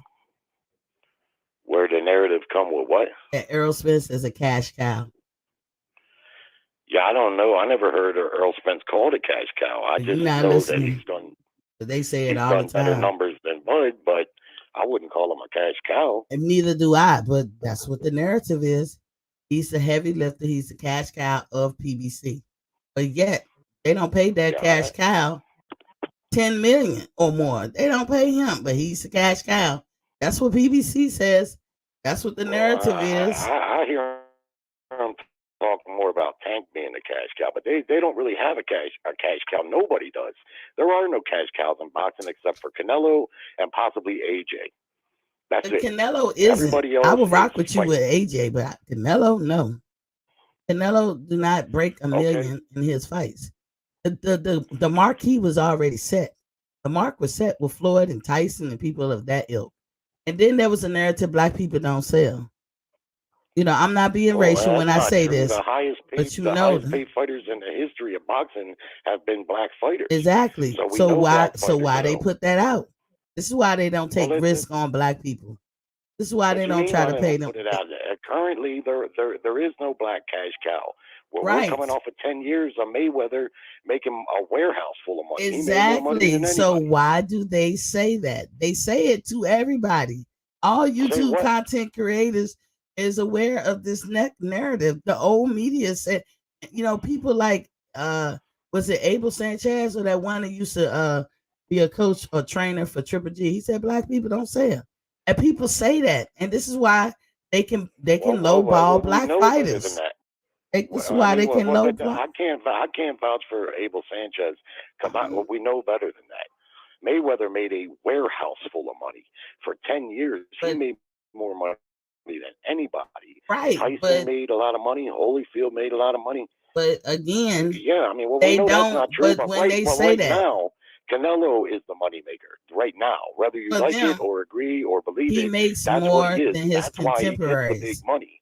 He makes more than his contemporaries. That's all you can say. Canelo don't get the big money because people just want to give him tens of millions of dollars. For the protection. He's the cash cow right now. Well, how did Cambosos go from 500? And I heard somebody ask you this question and you didn't answer, so I'm gonna ask you: how did Camboso go from one fight making $500,000 to another fight making $10 million? Okay, I'm going to tell you how. When Buster Douglas fought Mike Tyson, Buster Douglas out of his own mouth. Let me finish.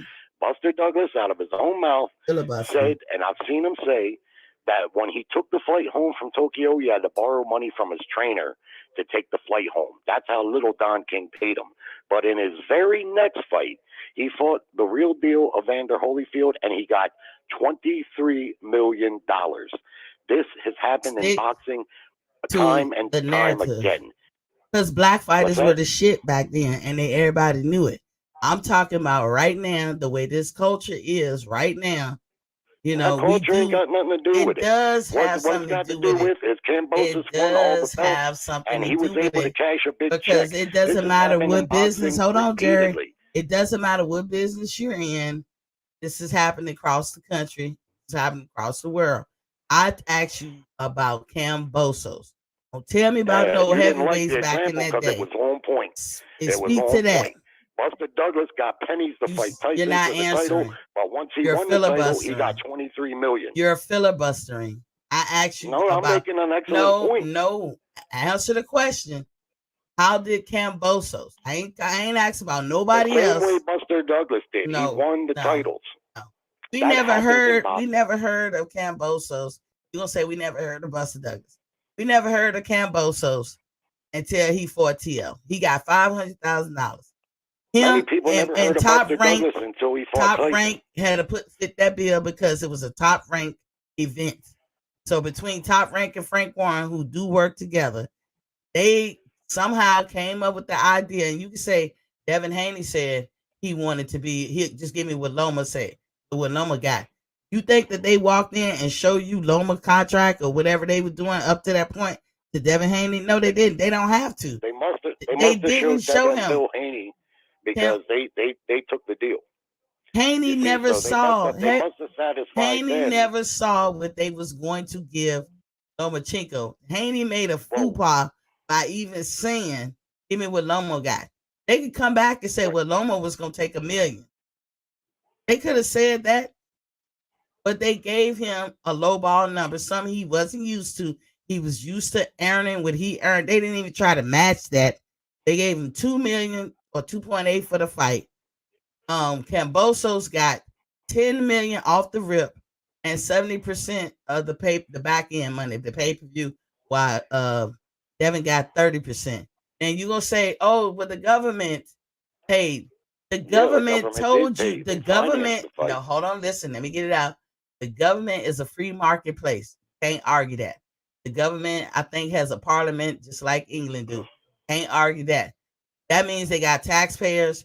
They have to disclose what they pay out. That's taxpayer money. The government said, we're going to get this place ready for the tourism of it all. So the government probably invested in what it looked like and stuff and to hopefully attract tourism.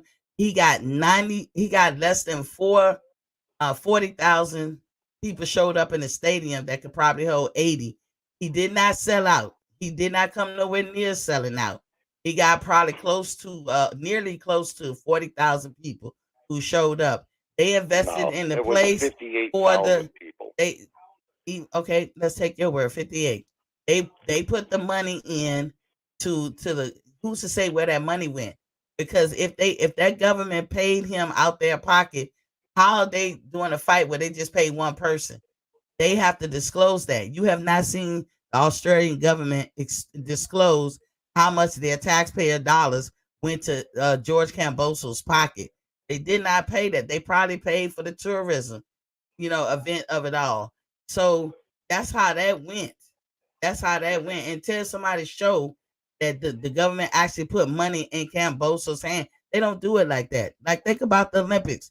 When you put a bid in for the Olympics, they want to see, are you ready for us? You got to put that money up, whatever state the United States do. Like when they was in Atlanta, when they be in Cali got to put a bid in against other countries. When Manny Pacquiao fought Jeff Horn, the Australian government financed that fight also. It don't work the same there as it works here. They got a different type of parliament, taxpayers. And they do business a little bit differently. They got taxpayers. When Manny fought Jeff Horn, the Australian government financed that fight. Every free market government got taxpayers, and they have to disclose what they spend their money on. Well, maybe they do, and maybe they did, and you just don't know about it. How many times do you get to see fighters' contracts and all these inner workings that you're talking about? But that kind of disclosure will happen. That's even with our country. Here's the deal. In boxing, when you win the title, this is one of the reasons I love boxing. A fighter can go from eating beans training for a fight to eating lobster after winning the title. That's how it happens. That's how it happens sometimes. George Kambosos is a big, well, he was. I don't know about now. He was never big. Since he got whooped so one-sidedly, I don't know what he is now. But he cashed in on that fight due to the fact that he was a hero in his country, and he packed that big stadium. He had a lot of people in there. It was a big pay-per-view. The Australian government financed the fight for reasons of tourism and other factors, which they've done before in the past. And there's economics involved there that, with all due respect, Queen, you don't know about. But one thing we do know is nobody, not promoters or nobody else, just gives somebody millions of dollars. Well, see, the life doesn't work like that. But Jerry, you said all due respect, and I'm gonna say all due respect to you. You don't know either, because if you knew and you could point to it, common you would. Common sense. It's not. Well, I'm telling you, common sense. Also, we have a difference in our common sense. It should be disclosed. You're not gonna get around that. That's taxpayers' money. You have to show where your taxpayer money go. Too? Every free market country in this world got taxpayers, and they disclose what they spend these folks' taxes on. That's just the way. You're not gonna say Yeah, you can't sit well, up it's here and well say known it that don't go Australia like that. financed the fight. So the Australian people know that Australia No, financed they that don't fight. know what their taxpayers went in. They don't know how much money of their taxes went into George Cambosa's pocket. They haven't disclosed it. It shouldn't be a secret. If you know, then I suggest that you point to it and get Well, some what kind does of it matter document and show really? us. It doesn't really matter.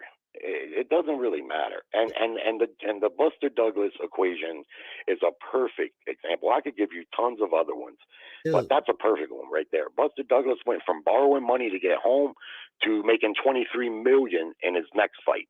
you ever And heard that's of how it happens in documentation boxing. beats conversation? When you win the titles like that, you can cash that big ticket if you're lucky enough to do so. And I wouldn't fault Devin Haney. I wouldn't fault George Kambosos or any fighter for getting the money if they can get it. That's what they're in the business for.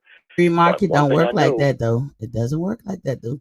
You know it don't. well, apparently it did work like It that, just doesn't like it work worked for like that. Buster Douglas. That's how it It worked. doesn't work like that.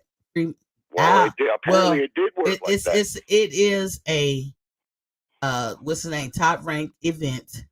Top ranked foot the bill. Frank Warren don't got that kind of money.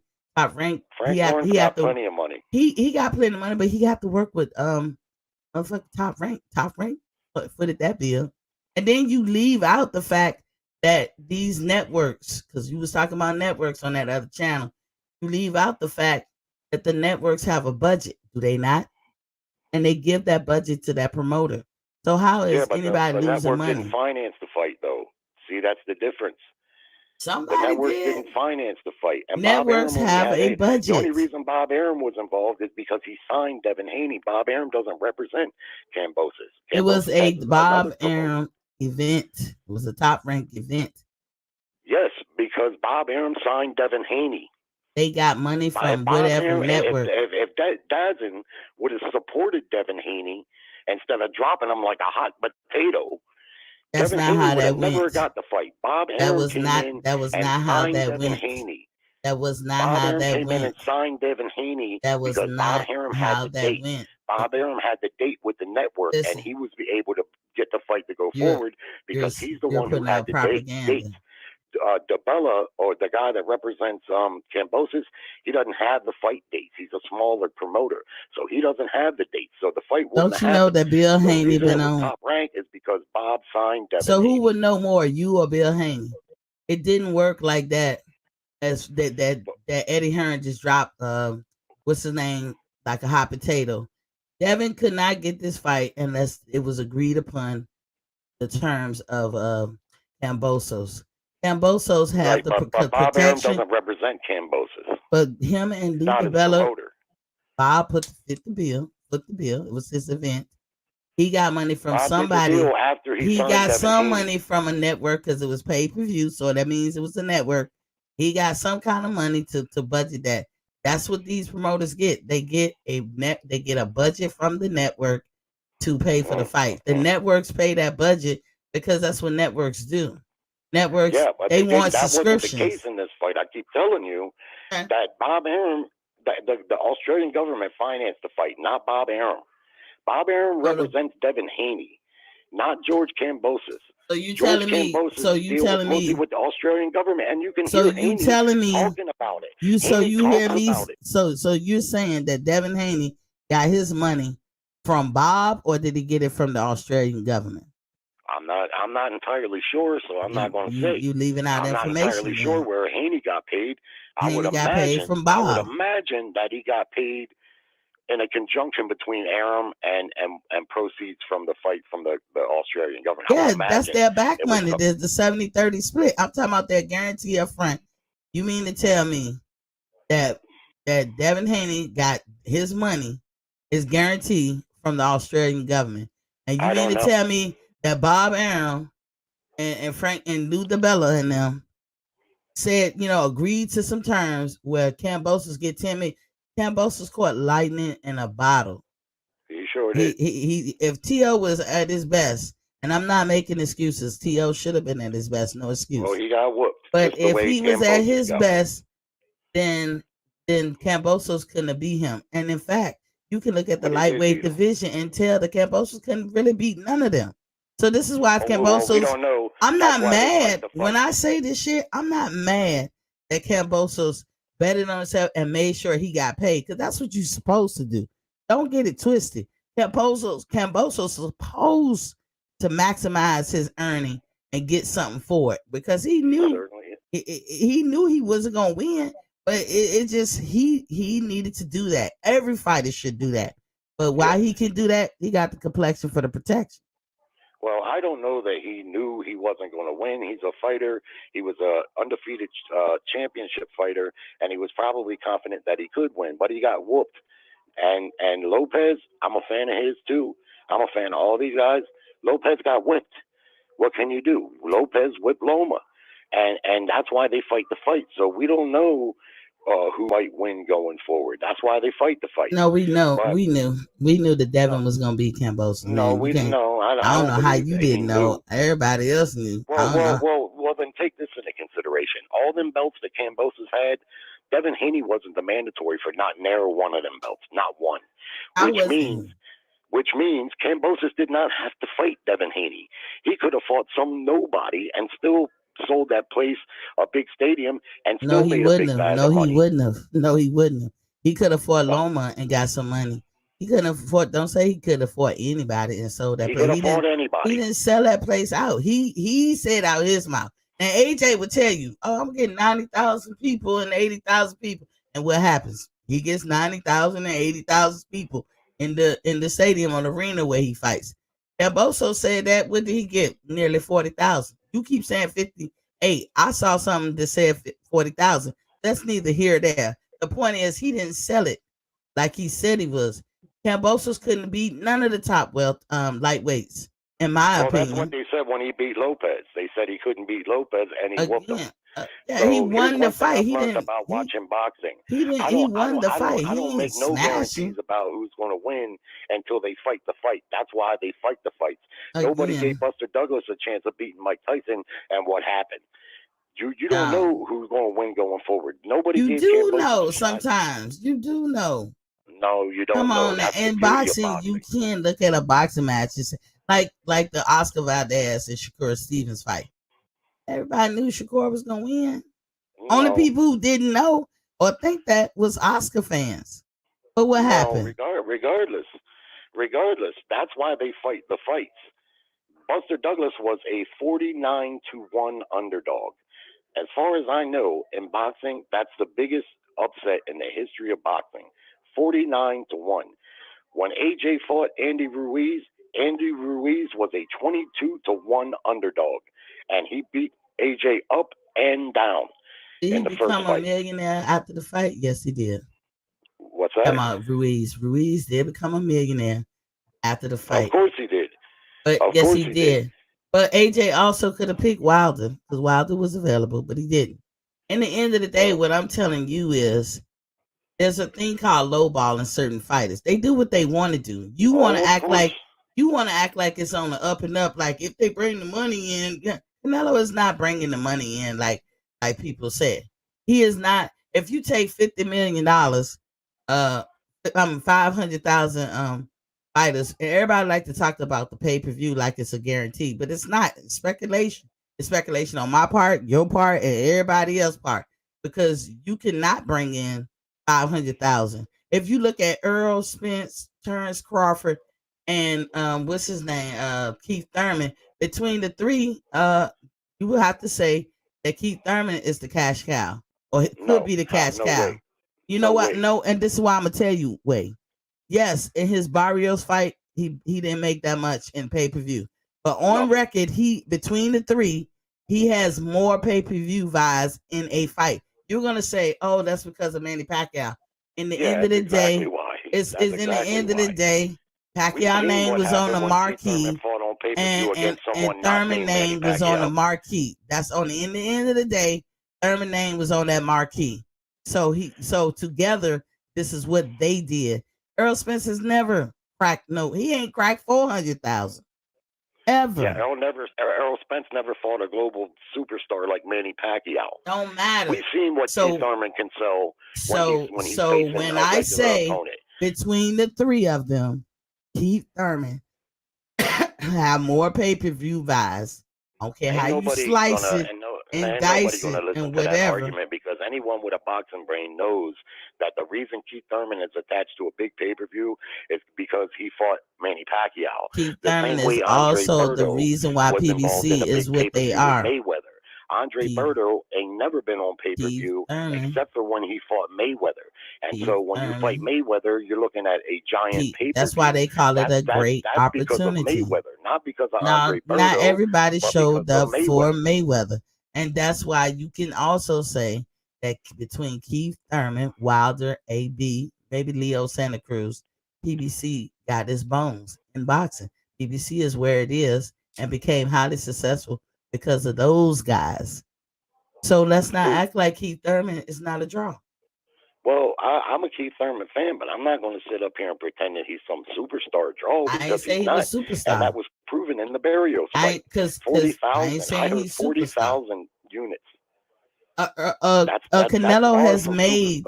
Canelo has made in different fights 800,000 pay-per-view buys or 700,000. So has Deontay. None of them cracked the million. The market is set. The market is set between Floyd Mayweather and Mike Tyson. They got the top 10 pay-per-views. How far we want to go? 20, top 20, top 30. They are not Canelo. But I'm saying, what's your point? What are we talking? What are we talking about here? Tyson and Floyd are bona fide pay-per-view fighters. They're bona fide. They can fight almost anybody. You can take their shit to the bank. That's not the case with Keith Thurman. If Keith Thurman, like we've seen in the Barrios fight, the fight sold nothing. It was nothing. And I like Keith Thurman. I think he's a top welterweight. But Errol Spence has sold 300,000 on average in his pay-per-views, which doesn't make him a pay-per-view star, really, in my opinion. But you got to understand, too, that the nature of boxing has changed, and pay-per-views have kind of the way of the dodo now. They still exist, but boxing's in a low place in the United States. There's very few fighters in boxing that generate the type of money that we've seen in the 90s, or of course the money Floyd and Manny was getting. The fighters ain't getting paid like that nowadays. That's why they can't make this Spence. But you can make even though a Canelo fight, and you want to tell me it's strictly on his credentials? No, Canelo cannot fight real boxers. Now, if you can get past the pain that he'll deliver every now and then, you can beat a Canelo. Caleb Plant's only problem in that fight is that he ain't had no pop. Can see that he's coming off of one-sided loss. But Caleb, you ain't let me finish. Caleb Plant had no power. Your market value. Caleb Plant had no power. If you'd have gave him some power, he would have beat Canelo ass. But Canelo maybe ass. Laura beat Canelo. Floyd beat Canelo. How? They outboxed him. Ran from Canelo. Floyd did not run from. Floyd did not run from Canelo. If you watch that fight, I watched the fight. Canelo ran as much as Laura. Would you say Canelo beat Laura if he ran the way Laura ran in that fight? Floyd did not run. Y'all like to say Floyd ran, but you don't say that about Lomachenko. Floyd used his boxing IQ and he moved around. I'm talking about Laura and Canelo. I'm not talking about Floyd. I never said Floyd ran. Floyd is a boxer, and he never ran from anybody. In fact, he would stand dead center in the middle of the ring against all the opponents, including Canelo that he fought, and he never ran. But Laura ran. And Laura didn't run. Laura fought Canelo the same way he fight everybody else. And why people can't demolish his ways, I don't know. Laura won to you, move to the left. You can set your watch to that shit. And being defensively responsible like Floyd and straight up running. And if Canelo would have ran from Laura the way Laura ran from Canelo, there ain't no way you would say Canelo won that fight. You'd say he Laura did not run. He won to them and moved. You know why Jerry Hearn figured it out? Because Jerry Hearn made him uncomfortable, was on his ass. Laura was a lot older. He did not let Laura set up. Laura just had a fight where he did this shit. It's not like he don't change. Lara does not change. Laura's style has changed. Everybody knows the last 6-7 fights he's standing and trading a lot more. He sits on his punches, like he once ran. and he 1-2s. You get him out of his comfort zone where he can't sit on his punches. You stay on top of his ass where he can't set up, which Hearn did, and you'll beat fucking Lara as Hearn beat him. That's how he beat him. Well, it's hard to beat a guy like that when he's running. You know, that's a difficult thing to do. The bottom line is that Canelo Alvarez never even had to fight Lara, because when you want to talk about an unpopular fighter when it comes to market share, Lara is the antithesis of that. Canelo Alvarez did not even have to fight him. He fought him just because he wanted to prove a point, and the fight was a stinker. He missed the mark. But let me clear the air on a couple things, though, because the other night when we hung up, I heard y'all talking, and I want to clear the air on a couple things. What I got to tell you is I don't work for Bob Arum. I ain't never met Bob Arum. I don't work for the PBC. Ain't never met anybody at the PBC. I wish I did. I wish I did work for the PBC or Bob Arum. I wish I did have a job like that. I trust me. I ain't never worked for nobody like that. I take up for Bob Arum in the Bud Crawford situation because I don't believe that Bob Arum is racist. Not because I know Bob Arum or worked for him or nothing like that. Shit. Not even close. I'm a landscaper. I work in the dirt every day. I got to go out and work hard for mine. I wish I did have a job working for Bob Arum. But I ain't made no bones about Bob Arum, in defense of Bob Arum, when it comes to him not being a racist, and neither has George Foreman, Tim Bradley, Sugar Ray Leonard, Andre Ward.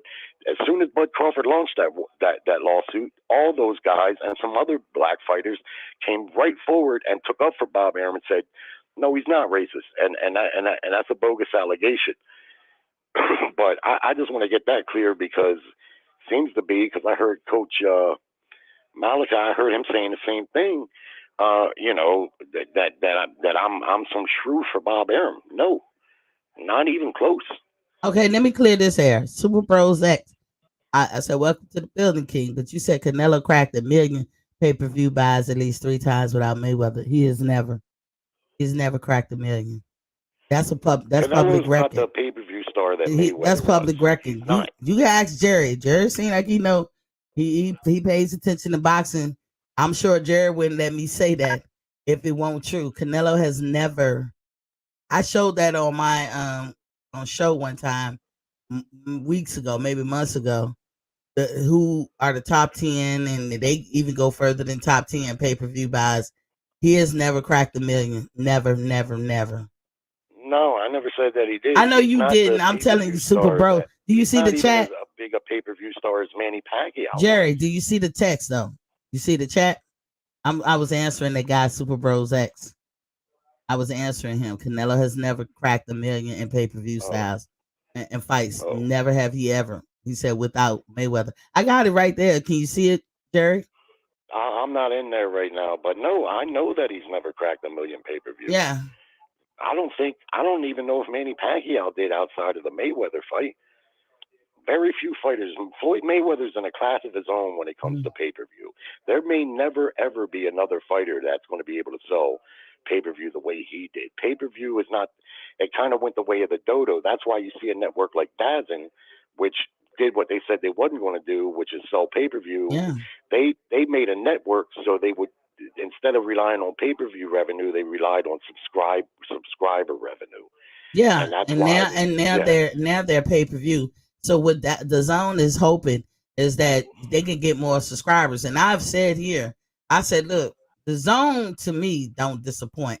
Like, it's the one entity where 9 times out of 10, or maybe I could be fair and say 7 times out of 10, the undercard is better than the fucking main event. I've seen so many DAZN fights where I was like, God damn, this undercard on fire.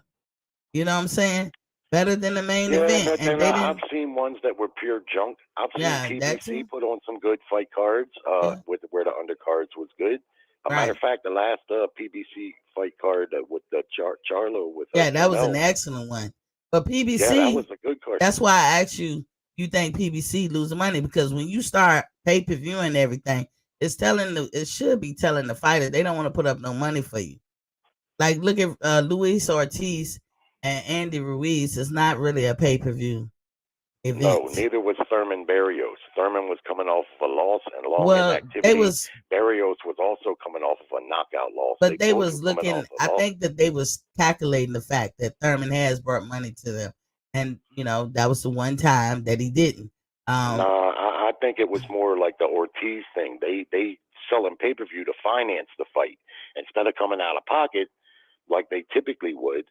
They relying on the pay-per-views to finance the fight. And from what I understand, PBC has a very unique pay structure, how they pay their fighters over there. And that's probably going to come to a head sooner or later. I know Adrian Broner has talked about it, right? And other couple fighters have spoke a little bit about it. But I think they also have in their contracts what's called a gag order, meaning the fighters can't talk about the business. I agree with that.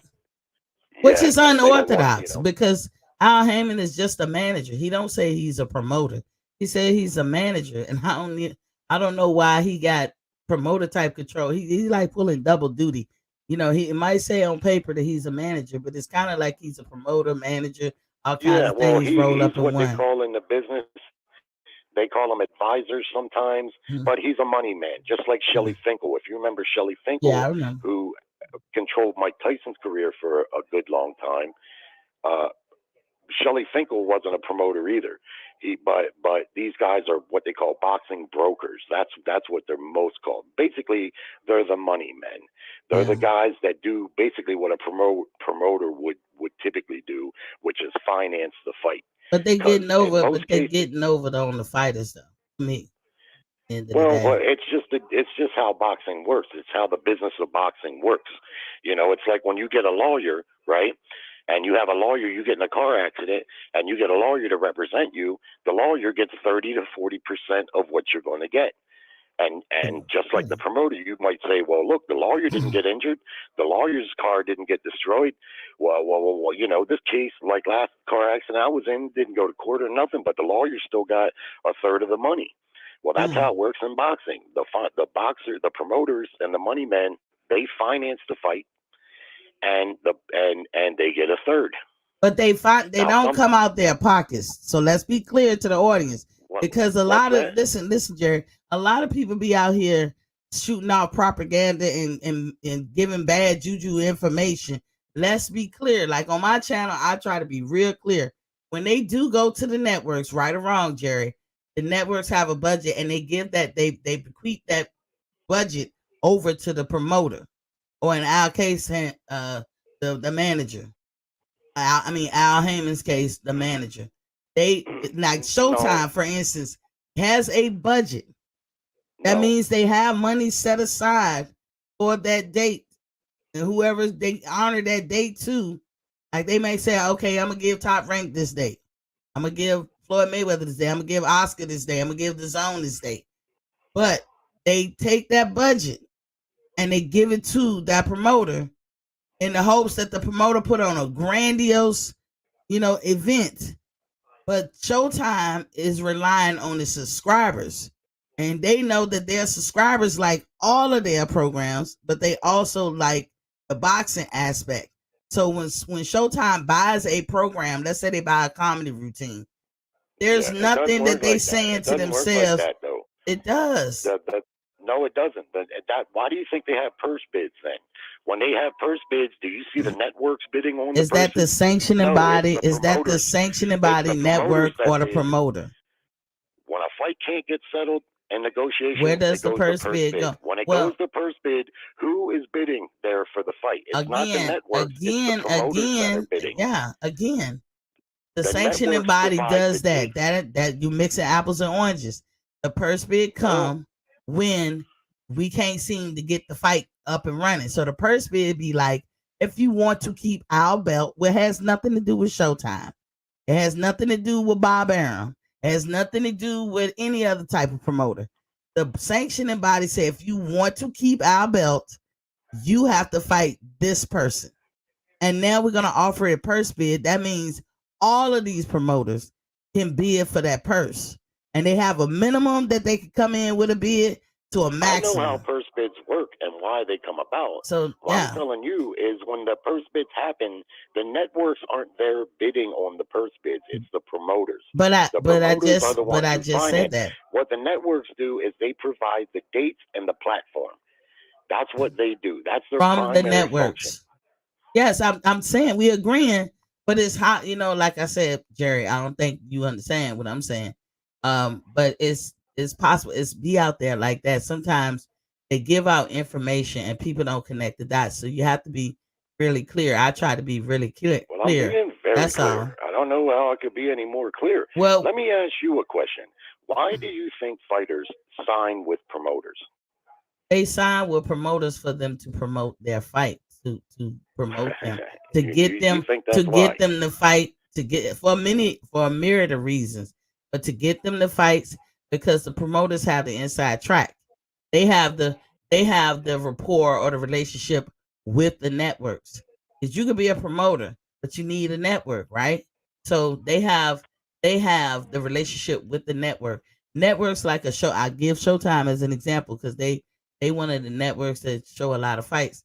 Showtime can buy that event because they have a budget set aside.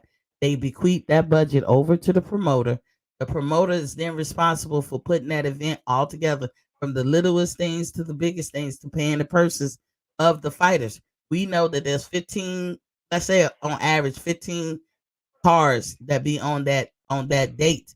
You only see as the public 4 of them because they in general show 4 to 3 fights on the card on TV.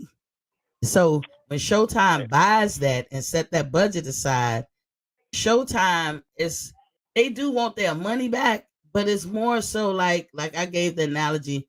If you buy a comedy routine, let's say Monique, she does a comedy routine, she got it taped and everything in the can. Showtime would be like, I want to show that on our show. Showtime buys it from her. Showtime don't then turn around and say, you need to make some money so you can give us our money back. Showtime making their money back in their subscribers. If they put on good content, people will come. People will subscribe. The Zone is doing that now with their pay-per-view. Now, this is what the Zone don't do. The Zone, you ain't paying $100 for a pay-per-view. The Zone is like $59.99. And if they keep doing that, I can see how they'll have success. The minute the Zone start trying to be 74, 80, 90 or $100, man, they done. But that's why I have recommend, when I thought Tank Davis was done with Floyd Mayweather, I was like, you should get with the Zone. Because one thing the Zone do, they don't cap for you. They ain't gonna hide you from fights. They'll put you in, win, lose, or draw.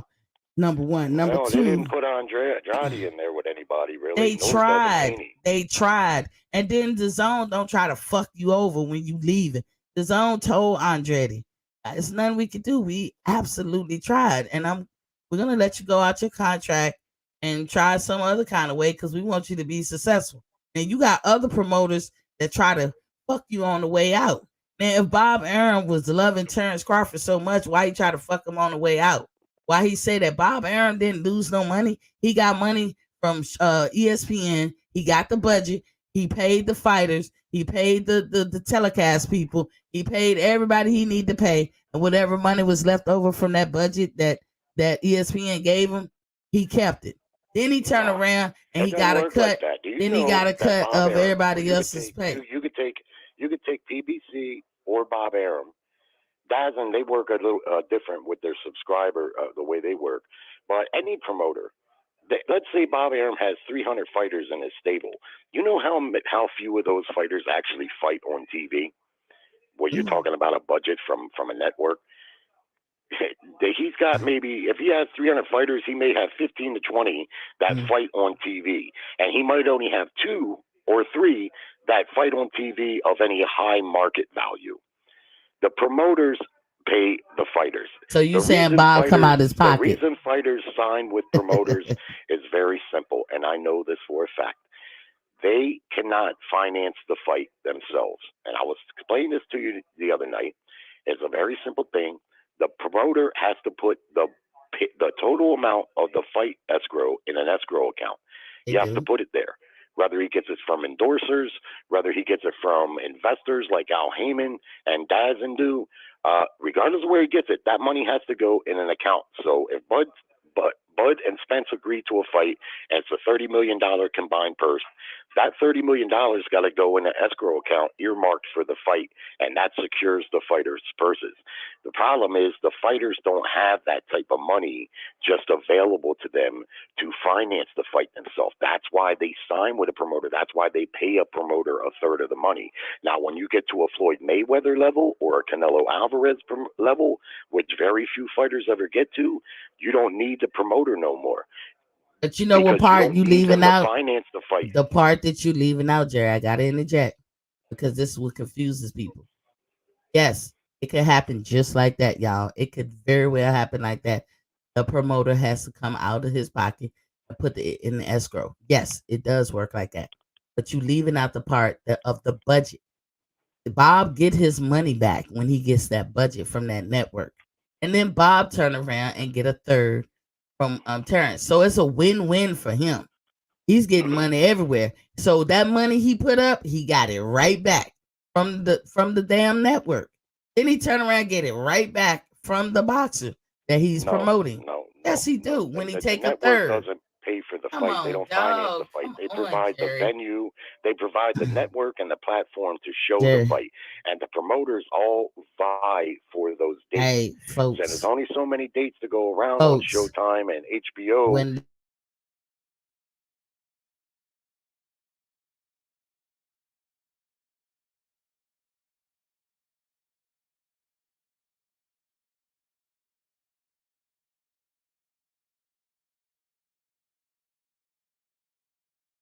fighters, if they was, you take this Bud and Earl Spence fight right now. Ain't nobody blaming Steven Espinoza from Showtime as to why that fight ain't getting made. If it was Showtime that was paying for the fight, then how come people aren't barking on Showtime's door? Because they barking at the promoters because they know the promoters are the ones that are going to pay. That's where it lays. Showtime can only give Al Heyman or whoever they want a budget. So what you gonna say to Steven? Steven can say, I got a $30 million budget for this date. And whatever promoter comes and try to get that, and Showtime say, okay, Al Heyman, you can have that date. And Al Heyman gonna put on an Al Heyman event. And he gonna give Al Heyman a budget. The money they got set aside for that date. Okay? Al Heyman gonna take that money and he gonna do everything that he got to do to get that thing up and running, to include paying concession, ordering the venue. Hold on, don't filibuster. Hold up. Don't filibuster. Al Heyman is gonna pay everybody from the venue, the location, whoever palms he got agrees, and then he's gonna also pay the people who telecast and all that stuff to have it up and running. Then he's gonna pay all the fighters, right? And then when the fighters fight, they gotta pay him money back too, because he, in a sense, is their promoter / manager or whatever. So you gotta pay him back. But the money that's left over, can I finish? When they give him, I gave an example, let's say 30 million, you can go lower. But whatever millions they give him, he's gonna have some left over. And guess who gets to keep that? Al Heyman. So Jerry, don't fool the people. How come you don't hear anybody from PBC blaming Showtime for not paying the money for the fight? I just explained that to you. Showtime is basically a network. Showtime do get certain fighters because he got the Boost decided to fight with Showtime. Showtime has a budget because it's a network. They give it to a promoter. However much that something is, whatever that budget is, they give it to that promoter. The promoter do all the legwork, supposedly, or the manager. Whatever money's left over, they don't turn around and say, we only spent 15 of the 30 million you gave us, so here's the other 15 back. They don't do that. They keep it, meaning that promoter / manager keeps it. Then they turn around and gets a third or whatever profit from the fighter when they get paid out of their pay that they give them. Showtime's fault the fight's not being made. No. I don't know how you get that from what I just said. It's not Because you Showtime's keep saying fault. that the network finances the fight. The That's what you're essentially saying. network gives a budget. Full stop, period.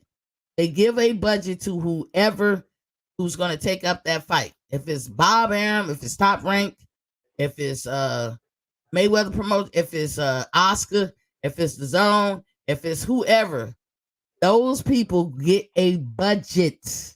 That means money. So you're basically saying they finance the fight. They give the budget. They're providing the budget for the fight. They get a budget, and okay, but with the escrow part, that you was talking about, that absolutely might happen before they get that budget from Showtime. It might happen like that. It might happen after. The fighters' purses get guaranteed. They won't fight unless that money is escrowed. That's again, that's per the contract. Again, I agree with you. That could happen first. That could actually happen second. However it happens, that money has to be in escrow, and that's by law or whatever. It has to be set aside. It's kind of like when I'm explaining to my audience, Jerry. We had a couple of bets on my show, and some of the people said, "Well, get the money to T.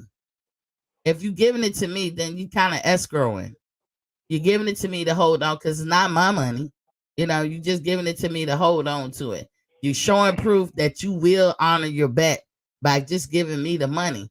And then when the bet goes down or the fight or the whatever goes down, I then turn around and take that money you told me to hold and I go ahead and release it to the winner. That's kind of what you're saying. Yes. I know how escrows work. Yeah, I'm talking to my audience, Jerry. I'm talking to my the fight. Jerry. I'm talking to my audience.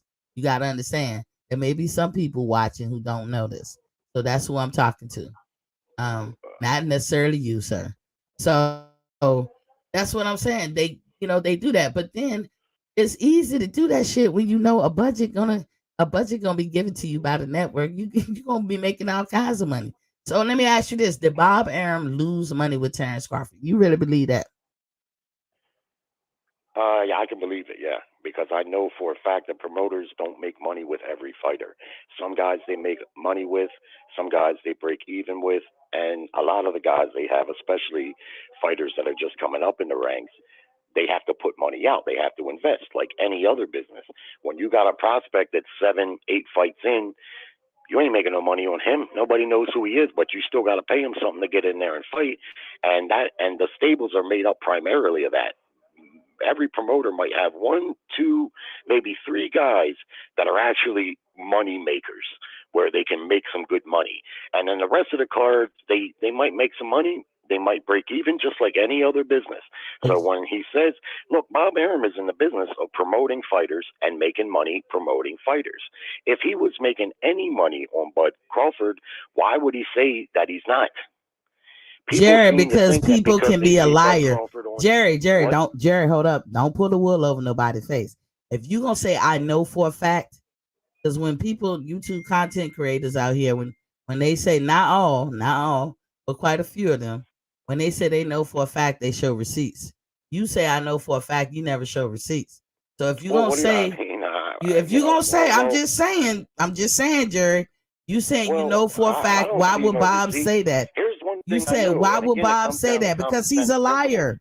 That's the answer. Business do you know where every single move you make money on? Business doesn't work like that. I've been a business owner for 17 years, and I know he didn't lose any money with Terrence Crawford. He did not lose money with Terrence Crawford because he still wanted to sign him. That's a telltale sign. Bob Arum is a very intelligent man. He graduated from Harvard. He was a lawyer. You know these things. But to the people who don't know that, Bob Arum is a very, very astute person. He knows his shit.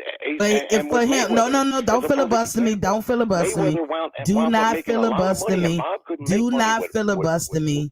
You cannot say that Bob did lose money, and I know for a fact. But show your fact. Because I don't know for a fact that he lost. Then say that. I didn't say that. I know for a fact that he lost money on Bud Crawford. Say that. What I said was I know for a fact that promoters don't make money. No. Okay, fighter. People in the chat, did y'all hear him say, "I know for a fact he lost money with Bob"? Did y'all? No, I never said that. If I said that, I would say it again. I never said that I know for a fact that he lost money on Bud Crawford. I said I believe if he says he did, I believe it. What I said was promoters don't make money on every fighter. They just don't. Every fighter doesn't have that type of popularity, and Bud Crawford is one of those guys. When Bud Crawford fought Amir Khan, Amir Khan got $7 million, and I think Bud got $5 or $6 million. Bob Arum claims that he lost money on that fight, and I believe it because the pay-per-view sold for shit, and he overpaid Amir Khan.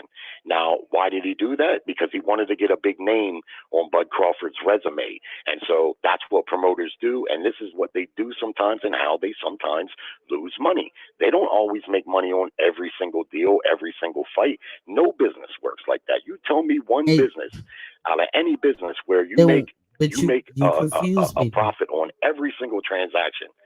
Doesn't happen like that. It doesn't happen in boxing promotion either. Jared, let me interrupt right quick. I wanted to send a shout out to Demetrius Bright. Where you been, baby? I've been missing you. He sent me a cash app. Thank you, thank you, thank you. I so appreciate y'all cash apps. Jared, you need to be sending me a cash app too. I'm just playing with you. I'm just like, cause look, I take the cash app, I put it back in the show. And you know, right now I got my avatar up only because this allergy season. I told you guys. But normally, Jerry, I actually show my face.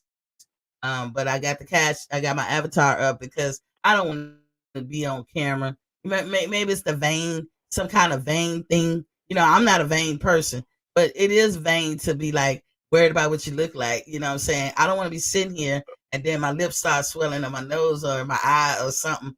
And I don't become aware of it. Fine to me. Yeah, there. Well, that's what I normally look like. But I'm just saying, I don't want to sit here. I have angioedema, so I swells up, Jerry, all the time for no reason, and I don't know why. So I don't want to be on here talking. Y'all be like, Miss T, what happened to your lip? I be like, oh shit, I'm in deep Shaquille. You know, I don't want that to be on record. So I show my avatar. Trust and believe me, when I get past this season of going through that type shit, I'm gonna be back to showing my face. But Demetrius, right? He knows me. He was one of my day ones.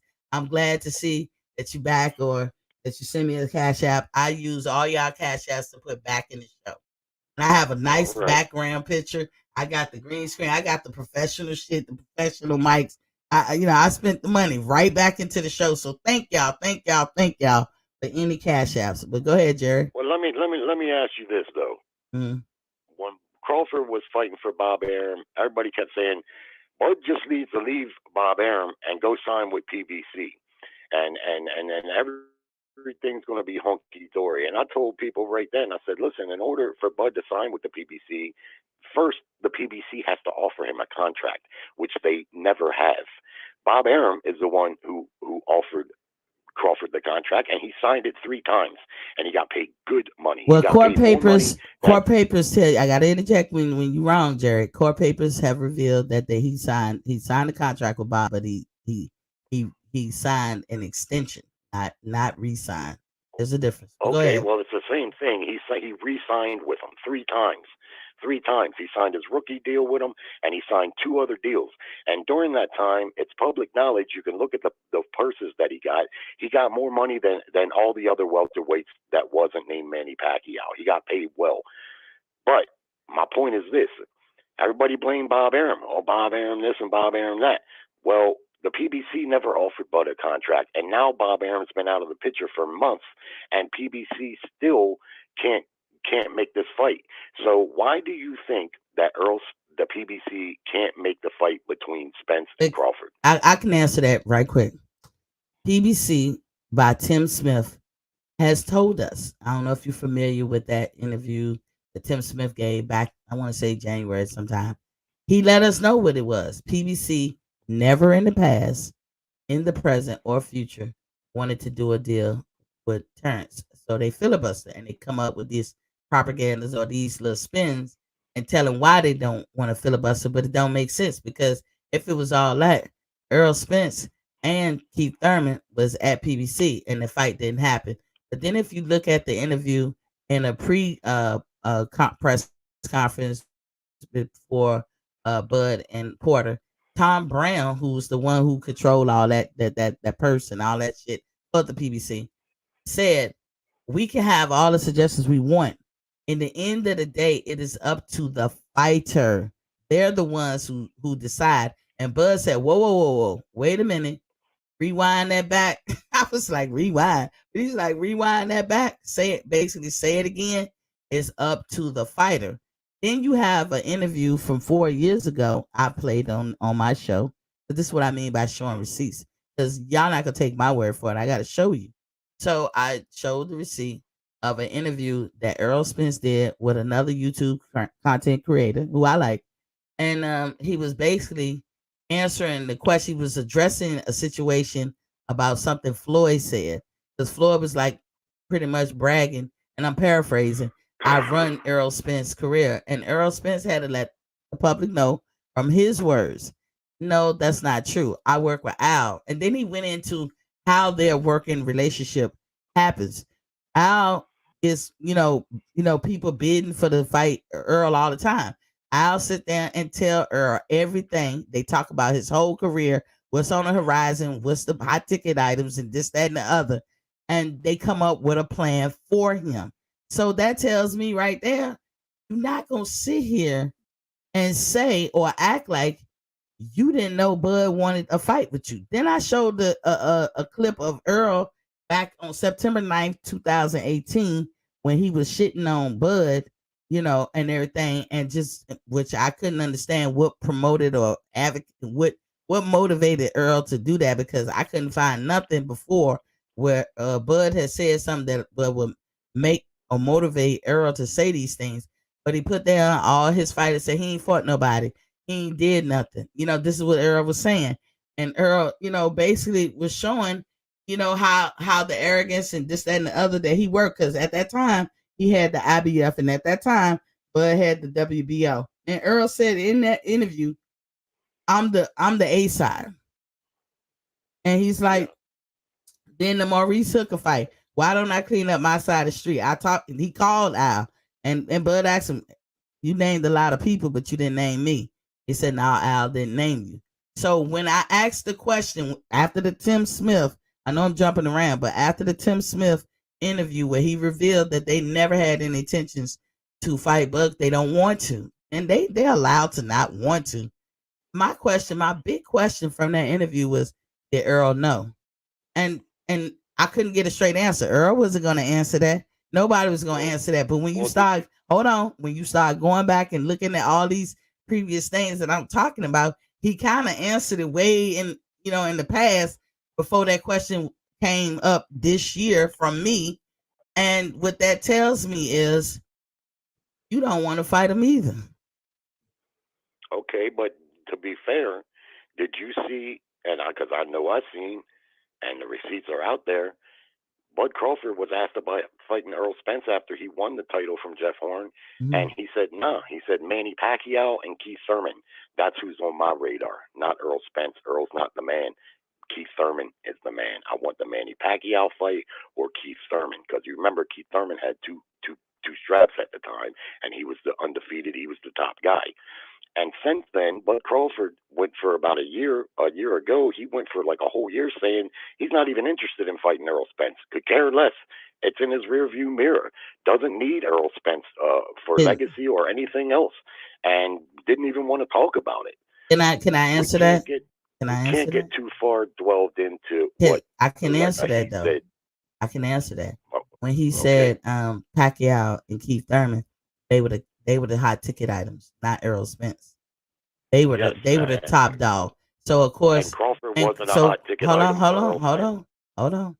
But Crawford wanted the top high ticket items. But so the Earl and Keith Thurman effectively stiff armed. But I don't really blame Keith Thurman for stiff arming Earl, because Earl wasn't a champion or anything. He was new to the division, and Keith Thurman wasn't looking at him. So when you're chasing glory, you can't look back at people, and that explains the Pacquiao and Earl Spence thing that Bud might have said. Well, but it also the other thing is, hold on, they wasn't looking I'm gonna to be fight real each quick. other at I'm the time. gonna be real quick. When you're talking about 4 years ago, no, neither one of them was looking to fight each other. That's not true. 4 years ago was 2018, wasn't it?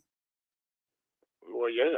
I showed a video from 4 years ago where Earl Spence said in the video, No, I heard Terrence all Crawford that. is I heard calling that. all of us out at the PBC. That's what he said. Yep. Out his own mouth. Well, I also showed a video that predates Crawford, that. after he won Hold the on, title, hold say on. right out his own Hold mouth. on. I also showed Everybody a heard video. what he said. I also showed a video, and you can go to E Thrillers, the Black Picasso, because he actually got a 17-part thing that explains a lot of this shit.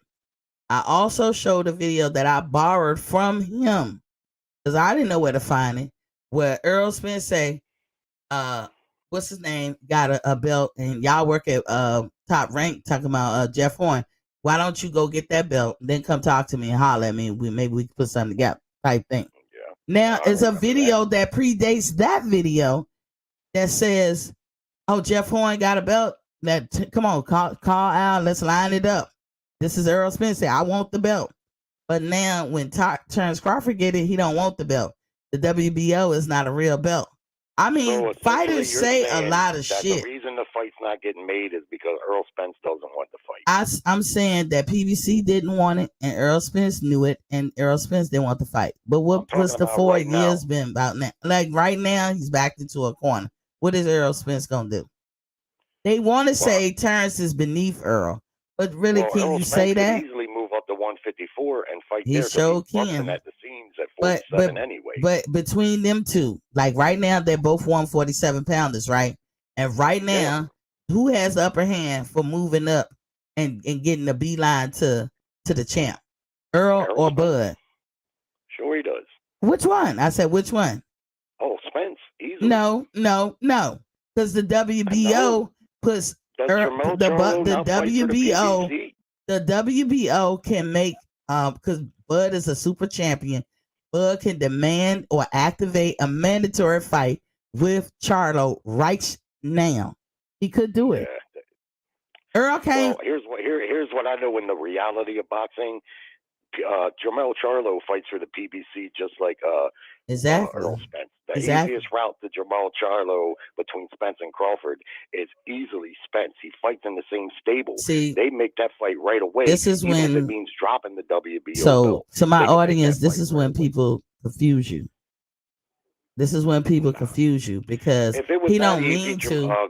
He don't mean to, but he's no. Crawford wants and Earl wants undisputed at 147. Let's all agree with that. That's what they want. I asked you a simple question: if both of them are 147 right now, between the two of them, who can make the beeline straight to Charlo first, Earl or Bud? And it's Bud. It's Bud because if you go by the rules of these sanctioning bodies, because he wants Earl Spence. Now, once he realized that Earl Spence and him ain't gonna fight, maybe that'll be his move. Earl Spence also tells you, I don't got long in this division. I got to move up. So once Earl Spence want to make that move, he'll make that move. But the person who got more of a chance to get a crack at Charlo is Bud because he is the Super WBO champion, and he can do that. There's no other sanctioning bodies that does that. Bud can make a mandatory with Charlo before Spence could, because Spence don't have the WBO. He has all the other belts, and those belts can make him a number one contender, not necessarily the Mando. Bud can mandatory that fight. WBO has that rule, but I can maybe think of one time where it actually came to fruition. That's because that don't mean shit. That's the rule. Just keep it right there. It is the rule. It doesn't happen, and it's never happened. It's the rule. We can all we can do is guess and speculate what was going to happen in the future. The rule is the rule. In boxing, if the fight don't make dollars, it don't make sense. If Crawford and Jermell don't make money, the fight ain't gonna happen. Jermell and WBO be damned. They can't even make the Crawford fight. Listen, they got to go by the rules. If you don't go by the rules, then Crawford got a case against the WBO. I mean, y'all say, why would he sue the WBO? The WBO is an American company, you might as well say, or an entity, because it's headquartered in Puerto Rico. In case some of y'all don't know, I know Jerry knows, but in case some of y'all don't know, I said stick to the rules. American state, yeah. Because Puerto Rico is a territory, like you just said, the U.S. Territory, right? Right. So I'm just saying. So, and the IBF is stationed out of New Jersey, and the WBA is in Venezuela, and the WBC is in Mexico City. So in lies the problems, but they make money in the states, and and I know when you come to the states, you got to play by states rules. You can be headquartered in Mexico City, but you're supposed to pay taxes here in America. But WBC show all the time that they're not a nonprofit in the true traditional sense. They claim that so they don't have to pay Uncle Sam. Yeah, they're not. None of them are nonprofit. They're all about the And money. they lucky that the And when I government was telling you that ain't getting the on them. people I knew at HBO, one thing I can tell you about boxing rankings, they're bought and paid for. Bought Yeah, and paid we for. believe that How because many some shit times? don't make sense. How many times have you looked in a ranking and looked at the rankings across the sanctioning bodies, Mm. and you got one fighter in a given division, let's say lightweight, and everybody knows this guy's the best fighter in the division, and he's the champion of the WBO, let's say. But if you look in the WBA, he's ranked number 9, or maybe not Yeah. even in the top 10. You look at the WBC, he's ranked number 7 somehow. Mm-hmm. Instead of being number 1 or even number 2 across the board because he's clearly the best fighter, he's not even ranked or in the top 10, or he's ranked. The rankings, Because the people they're who bought rank it and are paid for. subjective. They subjective, and I'll take your word that they could Yeah, be they're bought bought and and paid paid for, for it. and I each can see that. sanctioning body works with certain promoters, not exclusively. They work with all the promoters, but like PBC works closely with the WBA. Bob Arum probably has the best relationship with all the sanctioning bodies With because he's Bob been Arum around is for them. WBO. Venezuela Yeah, is Venezuela or the highest bidder of the Latino fighters. Venezuela is all about Latino fighters. But if you yeah. from The Venezuela, WBC you're gonna get something. WBC Mexican. The Mexican belt. is a lot of Latino Yeah. fighters. Bob Arum has a good relationship with the WBC. Bob Arum has the best relationship because he's been around the longest. So they all do business with Bob, but the WBO, it's not so much this way now, but it used to be the foreign promoters like Sauerland. They represented the European fighters at WBO for the longest time. That's where most of their business was. But the point is, the rankings, they're primarily bought and paid for. But let me also say about Keith Thurman, uh, Earl Spence. Earl Spence all the time talking about he don't want to fight Keith Thurman and he's all pissed off at Keith Thurman. But I'm like you. I don't blame Keith Thurman for not fighting Earl Spence. Just the way I don't blame Earl Spence for not fighting Boots Ennis right now. When Exactly. Keith Thurman when Earl wanted to fight Keith, Earl didn't have a belt, and Keith Okay. had 2, and he was in line for the Manny Pacquiao payday, Mhm. and he was also Floyd Mayweather's number. He was the number 1 contender for Floyd Mayweather. Exactly. Ain't no way he gonna fight a young, strong up and comer like Earl Spence when he got those 2 fights in line. No one could blame him. Earl Spence wouldn't do it either. And They had they had don't you think that Floyd threw Earl Spence? It's kind of like a monkey wrench to get Keith to stop talking about him. I don't think that Floyd was scared of Keith, but I think Floyd was at the end of his career and he was picking who he wanted to fight, which he have earned the right. He did enough for God and country. So I ain't even mad at Floyd for not wanting to fight Keith Thurman. But to get him, kind of like off his back, hey nigga, go fight motherfucker of Earl Spence. That what you yeah, do. yeah. Well, yeah, certainly I agree with that. Mayweather, I think, would have beat Thurman even though he was old, but he didn't want to test those waters at that age. He wanted to finish out with them big paydays against like McGregor and finish out the last couple of fights and end his Berto. career the way he did. Nobody has done it better than Mayweather from the money perspective or the career perspective. I mean, a lot of people love him, a lot of people don't like him, but you can't argue with how his career went. I mean, it went perfectly. I It mean, was a you thing of know, beauty.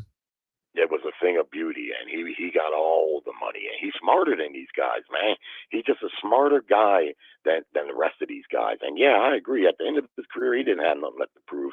He didn't need to be the up and comer like Keith Thurman, because maybe he might have lost that fight. You never know. Keith a good fighter, and he was on a good roll back then. Back then. Personally, I think Mayweather would have beat him.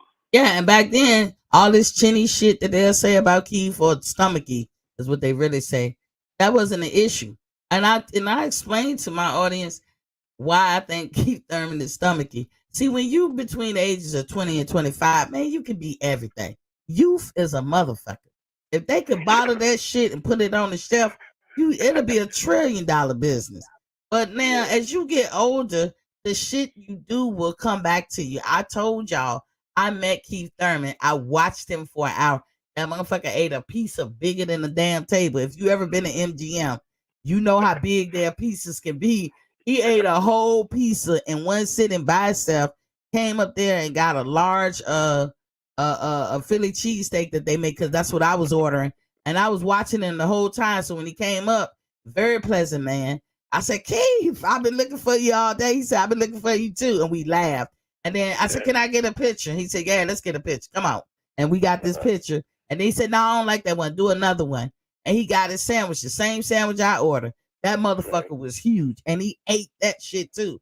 So he's a eater. He's a foodie, y'all. And when you're a foodie, you're going to have stomach issues. Keith Thurman, he just admitted it himself in an interview recently. And one thing a lot of casual boxing fans don't know, Keith Thurman been fighting for a long time. He came up with Winky Wright, sparring Winky Wright, and he came up down there in Florida. The sparring that he had before he even was turning pro, this guy had already been in there with some good fighters. I think his career overall, I'd hope things would have worked out better for him, but the PBC, they don't keep him busy enough. That's another thing about PBC. They don't keep their fighters busy. They shelve their fighters except for a handful, like Spence and the Charlos. Do you think they put the cart before the horse a lot of times with most of their fighters? What's that? With PBC or any promotional company, do you think a lot of time they put the cart before the horse with a lot of their fighters? Well, I think what they do is they keep the fighters busy that they make money on. Like the Charlos, I've heard both the Charlo brothers say that they don't even know what they're going to get paid when they fight. They don't even know what they're going to get paid. And I've heard them both say that out of their own mouths. And I think I've heard Danny Garcia say that too. But the Charlos, they're fairly popular in a regional sense, and they get and they're from Texas, and there's 40 million people in Texas. And I think they fight a little bit on the cheap, so I think Heyman and them, they make some money with them, and Spence too, to a degree, or Tank Davis. But you look at Gary Russell, they poor Gary, they shelve him for the longest periods of time. They shelve Keith Thurman. People say, well, Keith Thurman don't fight. Well, Keith Thurman don't make the fights. He can't just up and make a fight out of thin air. That's why when you see him in YouTube videos training, I've seen him all last year before the Barrios fight. He was training, and they would ask him, when's your next fight? And he says what you hear a lot of fighters say, I don't know, man. I'm just waiting for the phone to ring. I'm waiting on that call. And that's what a lot of boxing fans don't realize is these fighters don't make fights. They can't just up and make a fight because they want to fight somebody. The promoter has to be willing to But Tank says that too. And this is why I say they run it like a plantation. A lot of these promoters, good, bad, and ugly, they run it like a plantation because somehow or another, y'all the attraction, not the fighter. You should work for the fighter. It should be like that. And that could be a utopian dream on my part. It probably never, ever, ever, ever get like that all the way because this is boxing.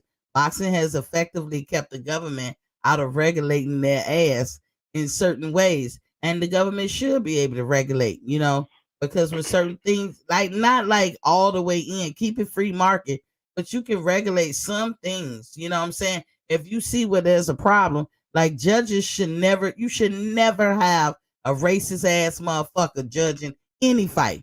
Because ain't no telling who you're going to be judging. You shouldn't. You should not. But if you gave all these, and the judges work for certain sanctioning bodies, you know that, right? So, like WBA, they'll pull from the pool of judges they got. WBC, they'll pull from the pool of judges they got. I think that all the judges should be in one pool, and it should be regulated by the government. They should make them get a clearance, because that way you can vet them. And trust me when I tell you, when you get a clearance, you ain't gonna fuck around. You don't want them kind of problems. You ain't gonna want them kind of problems. So that's where the problem is it's the promoters who pay the judges, and this is sanctioning bodies too. What's that? Sanctioning bodies too. Yeah, but the promoters are the ones who pay them. That's who pays the judges, and they pay the ref also. Now, this has to be agreed to by both camps, though. Like you take Spence and Crawford. When they pick the panel of judges, um, PBC is going to be paying those judges. And this is why a lot of fights, you don't see the cross promotion. This is why. It's not only, there's a lot of reasons why you don't see cross promotion fights. First, namely, is for a boxing promoter as a businessman, I'm going to make more money when I face my fighter against another one of my fighters because I'm getting a chunk of both of the purses. So this is why they all look to make in-house fights. It's not just the PBC, it's ARM, it's everybody, it's all promoters. But the sanctioning bodies get involved. That's why we can say Bob Arum has the WBO on lock. Bodies, they don't pick the judges. PBC got the WBC on lock.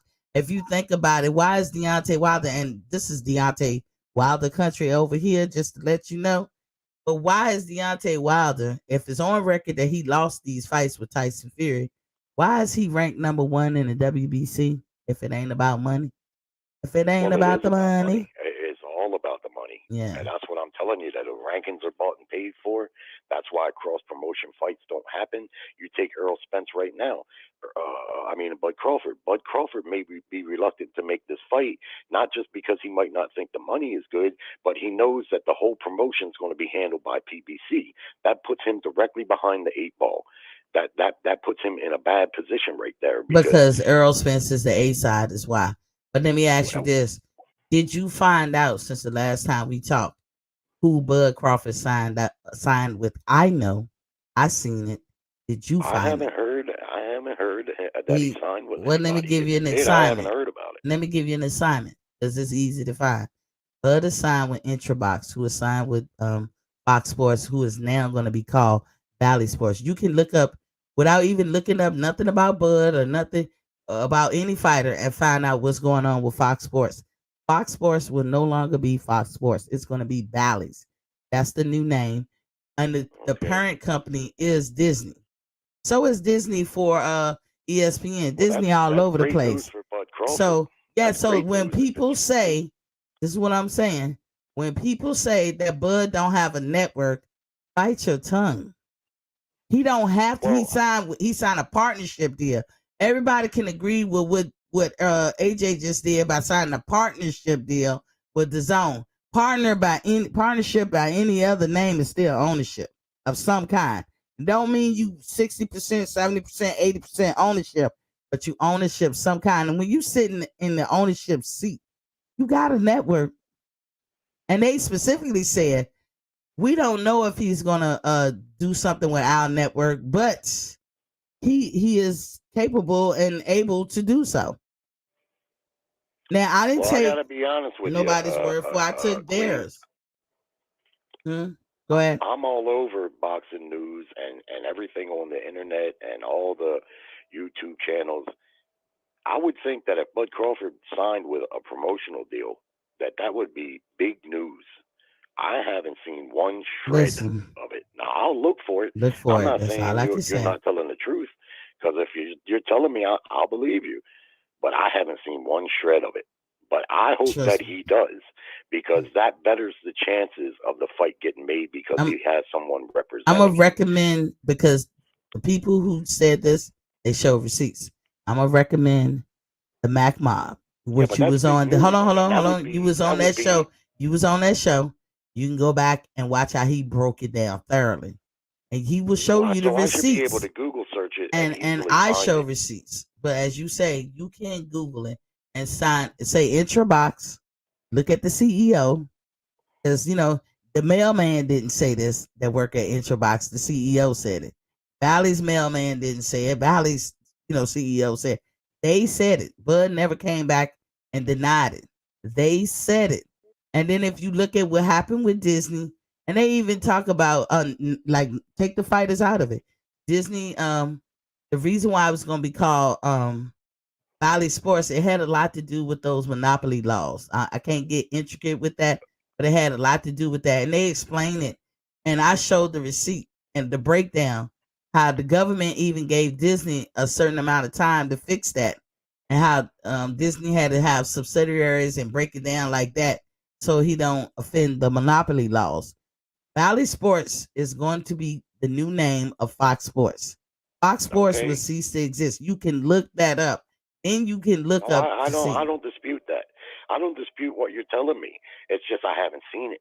Okay, And to me, that's that would cool. be big news. I would expect that I would have seen it Well, we somewhere. talking about Bud Crawford. He don't have the complexion for the protection. They're not gonna That broadcast ain't him got like nothing to that. do with it. I It mean, got when a he lot signed, to do with it. If he was Canelo, or if he was somebody who everybody tried to penalize, oh it come would have on been. now. That's what I mean. I ain't saying sometimes, Jerry, when you talk about racism, sometimes it's embedded in people they don't know. It's embedded in their identity. Everybody can be prejudiced, but Well, only then one why group can wouldn't be Fox racist. or the network that you're or the people that you're talking about, why wouldn't they announce it? The Surely they're people, not yeah, racist. They I just signed him. told you that's the people who announced it. You ain't getting shit from Bud. Bud just slapped everybody dick in the mud with this last ruling. He didn't per se do it, but the judge saw his way. This stall tactic that Bob Arum did. And it is a stall tactic. They call it snap removal. I mean, I didn't make this up, Jerry. This shit was in existence before me. So Bob's team tried to do a snap removal and they got their dick slammed in the mud. And the judge was like, no, it's gonna stay at the state court. Now, what's the benefits of staying at the state court? Bud Well, that's requested, what that hold on, benefits don't Arum. filibuster. Bud requested a trial. So Right. when you're in a trial, there's a thing called discovery on both sides. Bob don't want to open them books, and I don't blame him, but he don't want to open them books. And at the state level, you can't waste time. Now, Bob has a whole hell of a lot of money than Bud. Bob could bury Bud in legal issues that cost money for years. And that's why he wanted to move to the federal court. Then the federal court got stricter guidelines or whatever. But every time that you move shit to different courts, you lessen the bite of your complaint. And you know that. So the judge said, no, it's going to stay at the state. The state ain't going to waste time. They're going to get that show rolling. And, you know, it is what it is. Everybody who want to say it's just about the racial bias, they're not telling the truth. It's racial bias will play a part when you have to talk about the person's character or find the motive of why Bob did whatever it is that he did. Now, that will play a part. That will play an integral part probably in the trial. But it is not a charge that Bud has alleged or complained about. The complaints were about breach of contract. Bob signed and said, I would do this, and he didn't. It mentions race on the very first page. No, you're talking about the post. You're talking about the post. That's why I said we can't confuse my audience. The post. I'm talking about the document, the court document that was filed. It mentions race being. That is not a charge, though. It's not a count. It's not a count. Of course, it was not mentioned. It was not mentioned as a count. Because he has to come with the specifics, but it's right was on the not first mentioned. page, so we can't act like race ain't a No, part of it. we not. But to say that race is the part, this is what got to be like. This is the whole court battle is a lie. Racial elements or bias or undertones will play a part when you talking character and when you talking motive. Y'all need to hear that. That's when it can come up. It's not a charge. It's not a count. It's not a charge. It's not a count. The charges or the counts alleged is breach of contract. You're not going to say breach of contract. Somebody going to ask the question why. That question will always be asked why. And then you're going to have to answer why. Why is the motive and why is the character? Bob can say, I never do such things like that. I don't make decisions based off of my racial views and all that. Oh, yeah, Bob, what about your NBF policy? Why did Floyd say that you did that? Why did Cotto say that you do that? He has no NBF policy, and that should be evident of him signing Devin Haney. His own people said it. Why did he sign Devin Haney? He has, you listen. Y'all don't listen to Jerry. Don't listen to Jerry on that because that don't make sense. Why did I get in the Navy and work into work in a field where it was always dominated and always by only white men? Why did that happen? If the Navy wasn't race, got nothing to do with what we're talking about. It's got everything. You can look at it anything in life. Black fighter policy. Y'all, why does he have so many black fighters that fight? Jerry is not telling y'all the truth. There's people on tape that speak to this, like that George work, Foreman, who said that Bob work Arum's not a for racist. Bob. Okay, Ray you rather Leonard- listen to that, Ray but you Leonard don't. is a black man. He You don't said, want to listen absolutely not. to. You got selective listening to people. That's what you do. You selectively listen, but you don't want to listen to the people that work for Bob Arum that expelled that and told that in depth the You NBF mean like Ray policy. Leonard or George Foreman or Tim Bradley, which all say the I'm opposite? talking about fighters. I'm talking about people who work for Bob. So Don't you're worry telling about me it, that Jerry. there's people Don't that worry work about for it. Bob Arum that claims that Bob Arum's a racist. Don't worry about Here's it, what Jerry. I'm going to tell you. I bet you, and we'll see how it plays out. I bet you that Terrence Crawford loses that lawsuit. You know what?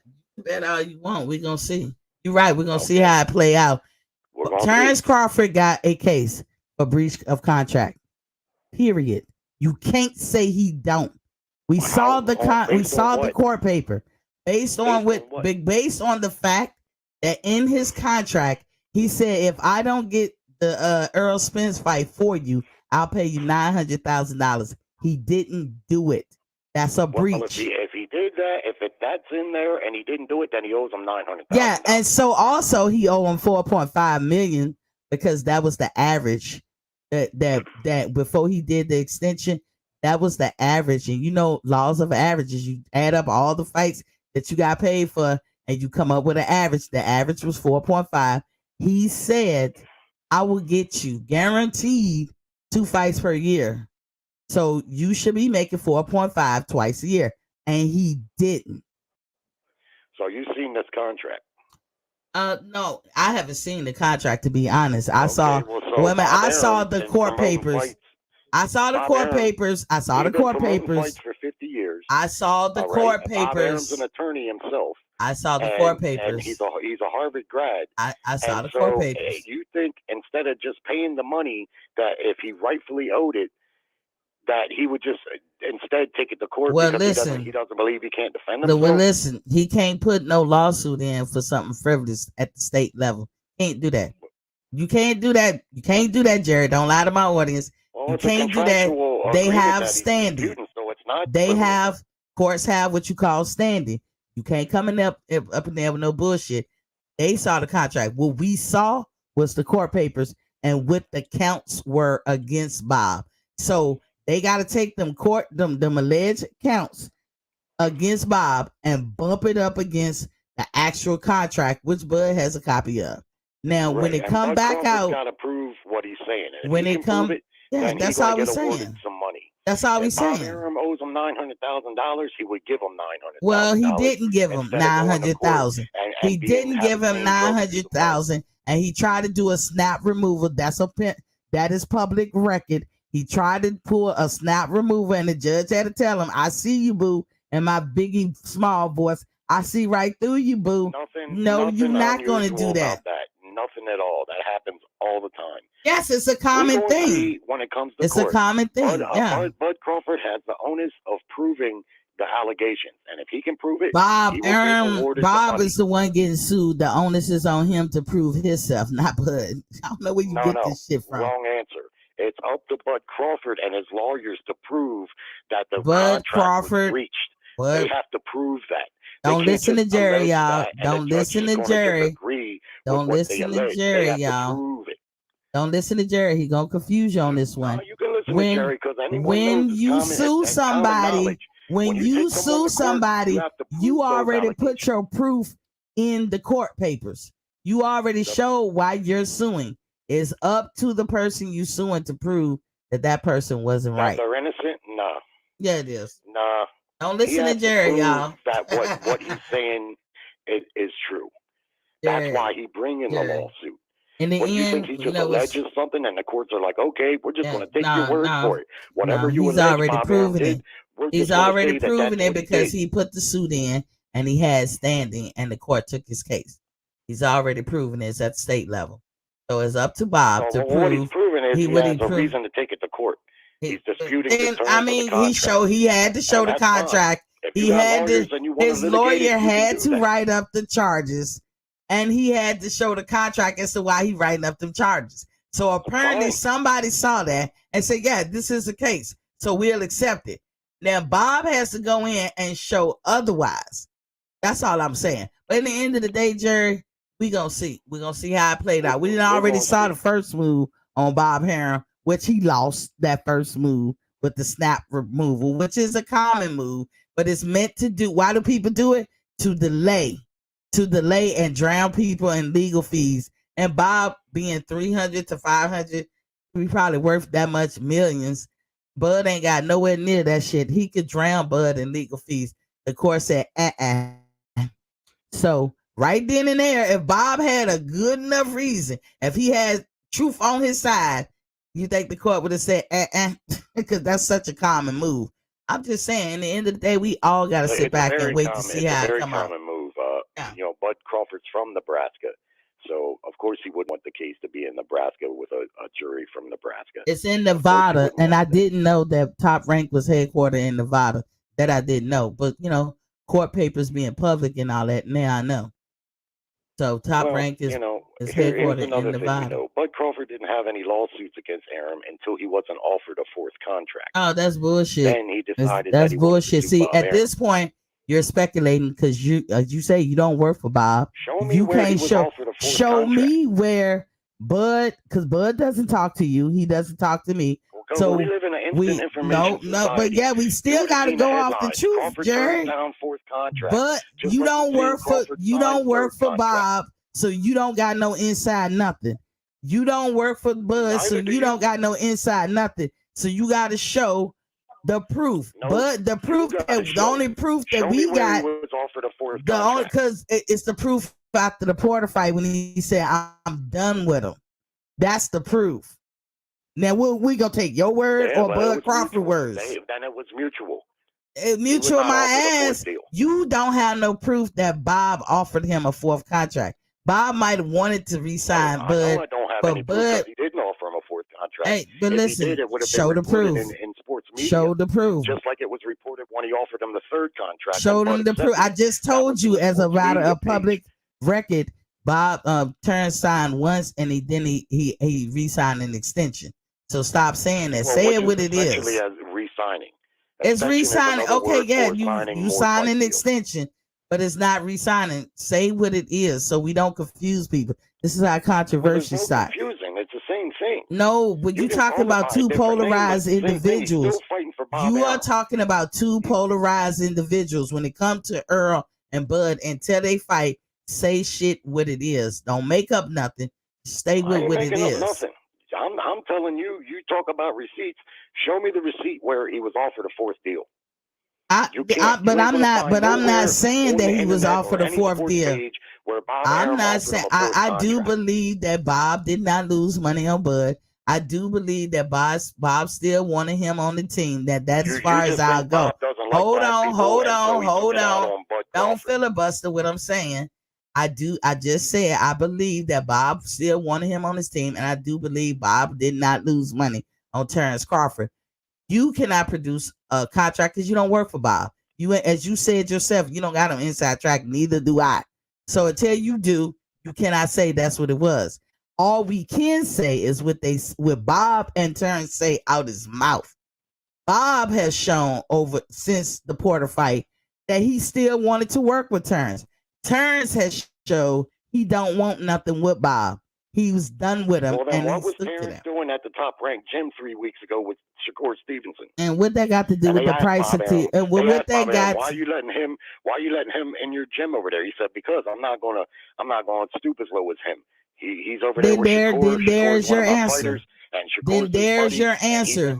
How do you get Bud wants to sign with him? Terrence Crawford and Shakur Stevens are best friends. How do you get out of that Bud wants to sign with him? I don't know. Wants to sign with who? With Bob. I never said that he wanted to sign. You just said, why was he over there? Another deal. Why was he over there? So some kind of way, y'all got to put y'all thinking caps on. Some kind of way, because Bud showed up at a place that belongs to Bob in support of Shakur Stevens, and some kind of way that equates to what Jerry is saying, that Terrence is interested in signing another deal, or Bob offered him another deal. No, I never made that equation, but the facts still remain. Bud Crawford was hanging out at the Top Rank gym a couple months ago when Shakur fought Valdez, was he not? And dude, Does he not I with go his to the buddy base, Shakur and I go to Stevenson? the base all the time and hang out with soldiers and sailors. But I promise you, I don't want to go back in the military. So what the fuck that mean? Well, I don't know what the fuck that's got to do with what we're talking about. Well, I'm talking about Bud Crawford being in the Top Rank gym.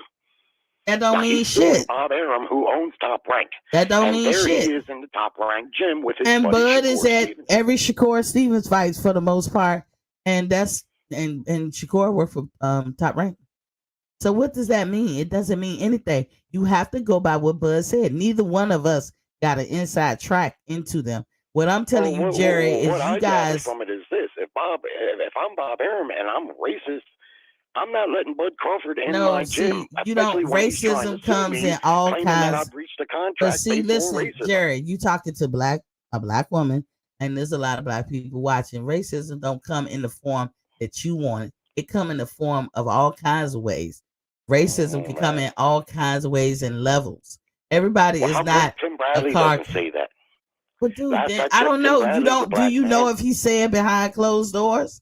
I don't know. But you cannot say you cannot make an argument because somebody calls somebody racist and other people don't.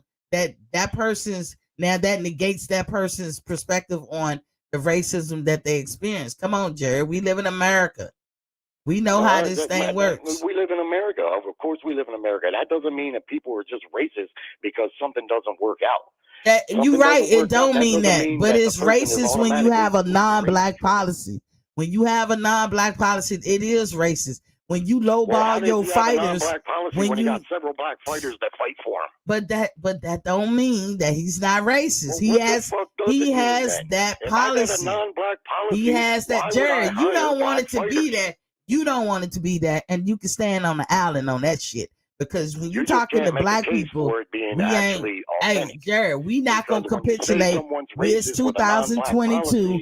Jerry, we not capitulating. Fighters, and they got all types of black Jerry, we are not capitulating. Hey, Jerry, what you're saying. You would not make us be you. You caught up in your world. We live this shit. You're caught up in yours. We you live just want this to make shit. it about race. We don't want to make it about race, but we recognize it when we see it. We recognize it when we see it. Even Floyd Mayweather, the most successful boxer ever to make money and do all that, said if he was a white man, he would have been a millionaire. Don't tell me it's not about racism and the complexion of the protection. Now what? Now what you talking about Loma for? Is Loma a big star under the Top Rank stable? Bob likes him. But Loma doesn't do pay-per-view, so what you talking about? What you talking about? Loma, Bob takes care of Loma very well. But what you talking about? Lomachenko has got like a $2 million, $3 million a fight deal. You know, if that's his deal, he doesn't get paid like a big star. But Crawford made more money than Lomachenko. If he don't get paid, that's again, you're not gonna get to make the rules and qualify what racism is because you never have had that experience as a white man. That's the problem. Well, people just like yourself think that if I'm white, I can't know about racism. You not like I know it. I've experienced the reverse racism my entire life. Well, that's good for you, but you ain't experienced it like me. Time because I grew up with black folks. You know what? Racism. I turn my back on it every time. Racism is one of those things. Racism. One of the components of racism. You have to have the power to affect a groups of people, and there's only one group that can do that in this country. Bullshit. So you can believe it, and you don't believe it, Jerry. I respect the fact that you don't believe it, and I feel like you would believe that way. And you the same thing for me, vice versa. You just got to respect the fact that I believe it, and you probably think I would, but I see it for my own eyes.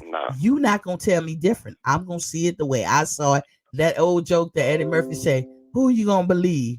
Your lying eyes?" Or you gonna listen to what I'm telling you, and I'm always going with my lying eyes because I see it, I live it, and that's just the way it is, Jerry.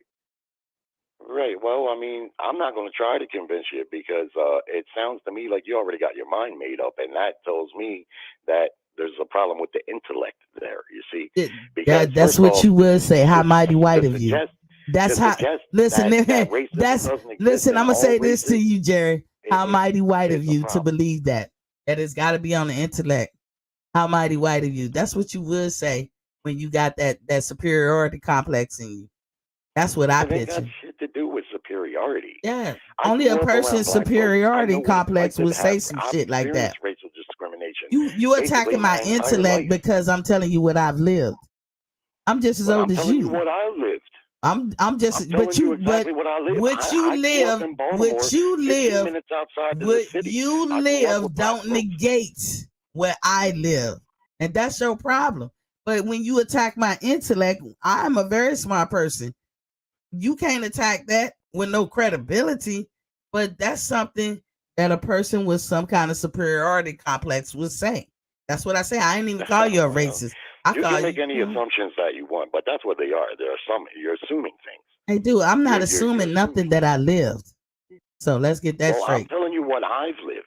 That's You fine. think you're the only person with life experiences? No, I believe you have your perspective based on the sum When of I your was in high experiences, school, I was referred and to I as have that mine. white boy. That was my name. Hey, That and white I've boy. been referred I to had to as all fight. I've kinds of been shit jumped. that I'd I've rather been not robbed even at say on gunpoint. here. And I'm telling you right now that racism exists in all races. No, it doesn't. Everyone. Racism, you have to have the power to exact And they change had the power over a too, group. because I was I one don't of the have very no few white power people. over the group You that see, you I was belong one of to. very few white people where I I could don't have So that's any why I got beat power up. That's to why I got exact jumped any kind of repeatedly. anything over And the there was group the you power. live in. You see? But the group you live in have all kinds of power to exact something on me.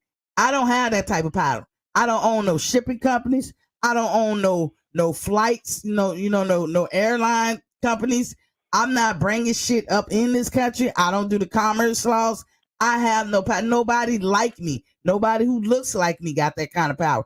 But the show worked the other way. Everybody who looked like you got that kind of power. So racism Like, is you mean like Barack Obama, who was Barack president for 8 years? Obama didn't have no He looks power. like me. He didn't have no power when like a normal president should have. He didn't He even get held to the pick. highest office He in the didn't land for 8 even get years. to pick. Oh, that's y'all one. Again, you're showing your superiority. He didn't even get to pick a Supreme Court justice, even though it's in the Constitution that he should do it. Now think about that shit. How they do that, but they did it. Now how they do that? You can't explain how they do that. If you know about those things, then you'll know exactly how it was done. Yeah, off of bullshit. Off of bullshit, because there's no law in the Constitution that say when you're a year out from election, you have to wait till after that election and let the people decide. There is no law. You get to pick Supreme Court justice till the day you're not on the job anymore. And that's what Mitch McConnell did and the Republicans. And they were able to get away with it. And they were able to get away with it. Don't tell me that racism don't exist, dog.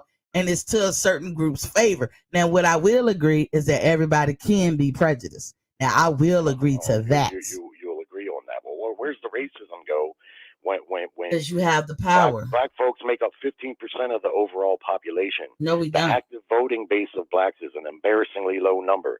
Barack Obama twice became the president because white people voted for him. That's bullshit. That's how he became the president. Don't listen to Jerry, y'all. Don't listen to him. Black people represent 12% of the population, and blacks, whites, and 30%? everybody voted for Barack Obama because they didn't like the choices that they was having. They voted for him. Blacks came out in record numbers comparatively in the whole 20th century when they voted for Barack Obama. They did that. No argument there, but those, even if every single black person voted for Barack Obama, he would have lost by a landslide had it not been for white people. And no, you're not gonna put it had it. Listen, dude. It was Asian. It's Asian people that live in this country too, and Latinos and everybody else. But you know what I will say? That's the problem with white folks now. They feel this thing about them being extinct. They like to have an 80%. When I was a kid, white folks made up 80% of the population. Well, it's not 80. It's yes, 65. they did. Yes, they did. They made up 80% of the population. 12% consisted. Right now, it's 65%. See, didn't I just tell you when I was little? I just told you I'm the same age as you, or close to, and you older than me. But I'm about the same age. We about the same age. I just told you when I was younger that the population was 80% white, 20% everybody else.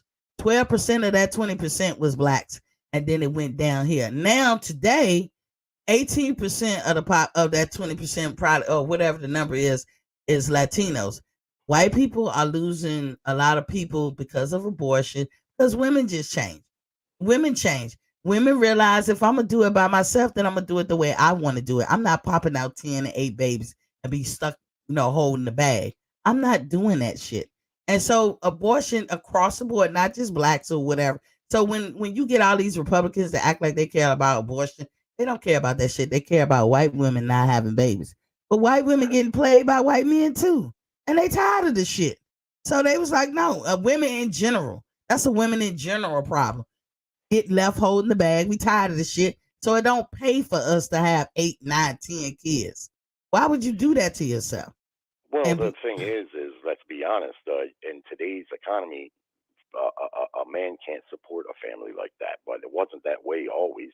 It used to be where you could have a big family, and not just whites, but whites, blacks, and a lot of people, and Latinos, they have big families. But you can't in today's society. You can't afford it. You can't raise you them. You can't can't raise you them right. can't when you keeping up with the Joneses. You can, because Well, some people even if you're still just do trying it. to barely get by, I mean, if you People got 8 still kids, do that's it. going to make it tough. Latinos, So like people you have say. Planned Parenthood where they have 2, Dude, maybe 3 kids, something sensible, where they can put the kids and bring them up, it's where they more can put good about shoes. it's more about people being left holding the bag. Is why abortion is, I don't think it's that prevalent. I'm a Democrat and I'm pro choice, but me personally, will never entertain getting abortion. Now, if it was something sick, acidic, what I'm saying, like rape or some family member raped me or some shit, like, oh yeah, I'll get an abortion. So I believe in pro-choice, but me personally, I lay down with a man. I'm having this baby if I so get pregnant, Well, and I'm that's a how most Democrat. people feel. And now I'm a Republican. I'm a moderate conservative. I'm not an ultra conservative. I'm a moderate conservative. And I don't believe that abortion should be illegal. I just can't come around to it being illegal. This Yeah. recent court decision does not make abortion illegal. It just simply leaves it up to the states to decide how they Yeah. want to do it, and the voters in the states can vote how they And want so want it done. those Republican states, led states, y'all gonna have to roll to some other A lot state of them are going and to and make it and try illegal, to do yes, and that. that's fine, and that's what it should be. It should be a states' rights issue, not a federal Well, issue. It it never should went have. to, but Jerry, that the Supreme Court takes cases, and whenever they rule on the case, that becomes law. And the Supreme Court is not a Well, legislative no, it body, doesn't. but Well, they no, no, reign no, it doesn't. supreme And, in and their and law here's a perfect example: the state that I live in, you can abort a baby right up to the time it's born here in Maryland, and nothing's changing about that. until Nothing's changing here in Maryland. But see, somebody what take the it to Supreme court. Court did is they left it up to the states to decide, which is where it You always should have been. you They saying didn't that say now? abortion is I'm talking about illegal. Roe v. That never. Wade. I'm talking about Roe v. Wade. Well, When that's exactly Supreme what we're Court talking about. made that law, because when they make a decision, it becomes law. It reigns The supreme. It decision, says though, that in was the to turn it back Constitution. to the states, Now they just not to did. make it legal or illegal from a federal Okay. standpoint. Okay. And now this is something new. We've been living under Roe v. Wade for as long as I've been living. So I'm saying this is something new, what they just did. And those Republican led states, they will do that. But you find the main Republicans that be talking about shit, it's a wedge issue to get you in your feelings so you can keep them in power. They don't give a fuck, really. Because Well, they're not in you power. can find an average Notice Republican. Biden. Hold Biden is on, a don't Democrat. filibuster. You can find an average Republican who will fuck outside of his marriage and get somebody pregnant, and the first thing he gonna say is get an abortion. Oh, he believe in it then. Maybe. But the thing is, this Roe versus Wade decision was based on constitutional law. That's what it was based on, and it didn't make it illegal, and it didn't make it legal. You got to understand, since you act like you know something about the courts and I don't how they act like proceed, shit. then you should I don't know. act like. Let me Then you correct should you know with your that they didn't make it superiority. illegal. Let me They let made you it up to know. the states. I And yes, have to the red interject. states I have are to going to make it interject, illegal, Jerry. and the blue states are And going to keep it Jerry, legal. we not gonna be superiority over here. I consider you Well, an I don't know why equal. you keep trying to You, talk while I'm talking. I listen but to now, you. Why because can't you you say listen to certain me? shit that I ain't gonna let pass. How superiority of you? How mighty white are you? I act No, like I I'm know. listening to you Don't when say you that talk, but shit then when I talk, you talk while I'm talking. because you say shit. That is just egregious. Well, I have when to I get correct done you saying it, if you on disagree, spot. then that's when it's time for you to tell me what you disagree about. Jerry, Well, us you will talking go over each on and other ain't on gonna and get on. nowhere. If you will put a period at your sentence, I will wait till you done. But you will go on and on and on, and I'm correcting you on spot. You won't let me get off what I want Because to say. I'm not gonna let you lie to my got audience. on your head and you want to interrupt me. I'm not gonna let you lie to my audience. That's why. That's all. What did I lie about? When you say little shit that's what not did I true. lie about? When you say shit like, "Oh, I know for a fact that Bob Arum is narration or he didn't do," you be saying that shit, Jerry. You don't hear yourself.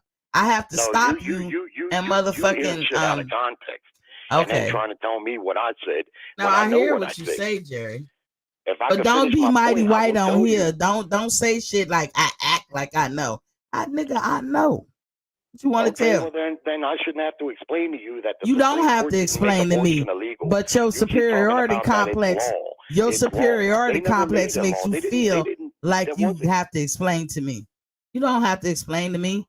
I know what Roe v. Wade did in my day. I know that since then today it has changed. Insisting that they made it a law, dude, because and guys, everybody on their own time, go pull up the Constitution and read what it say about when the Supreme Court interprets a law and what that law becomes. It becomes supreme.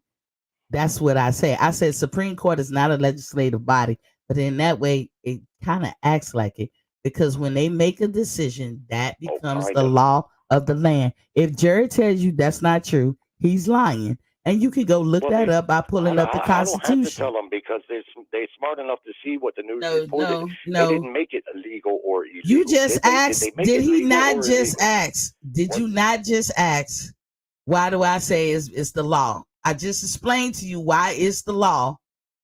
But did you not just ask me? Here in Maryland, you can get an abortion right up to the date of Don't listen to Jerry, y'all. Don't listen to him. Don't listen. Go pull up the Constitution. Tell me that's not true.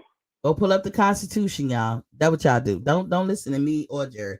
Go pull up the Constitution. No, don't listen to me. Don't listen to me. Listen to what the news says.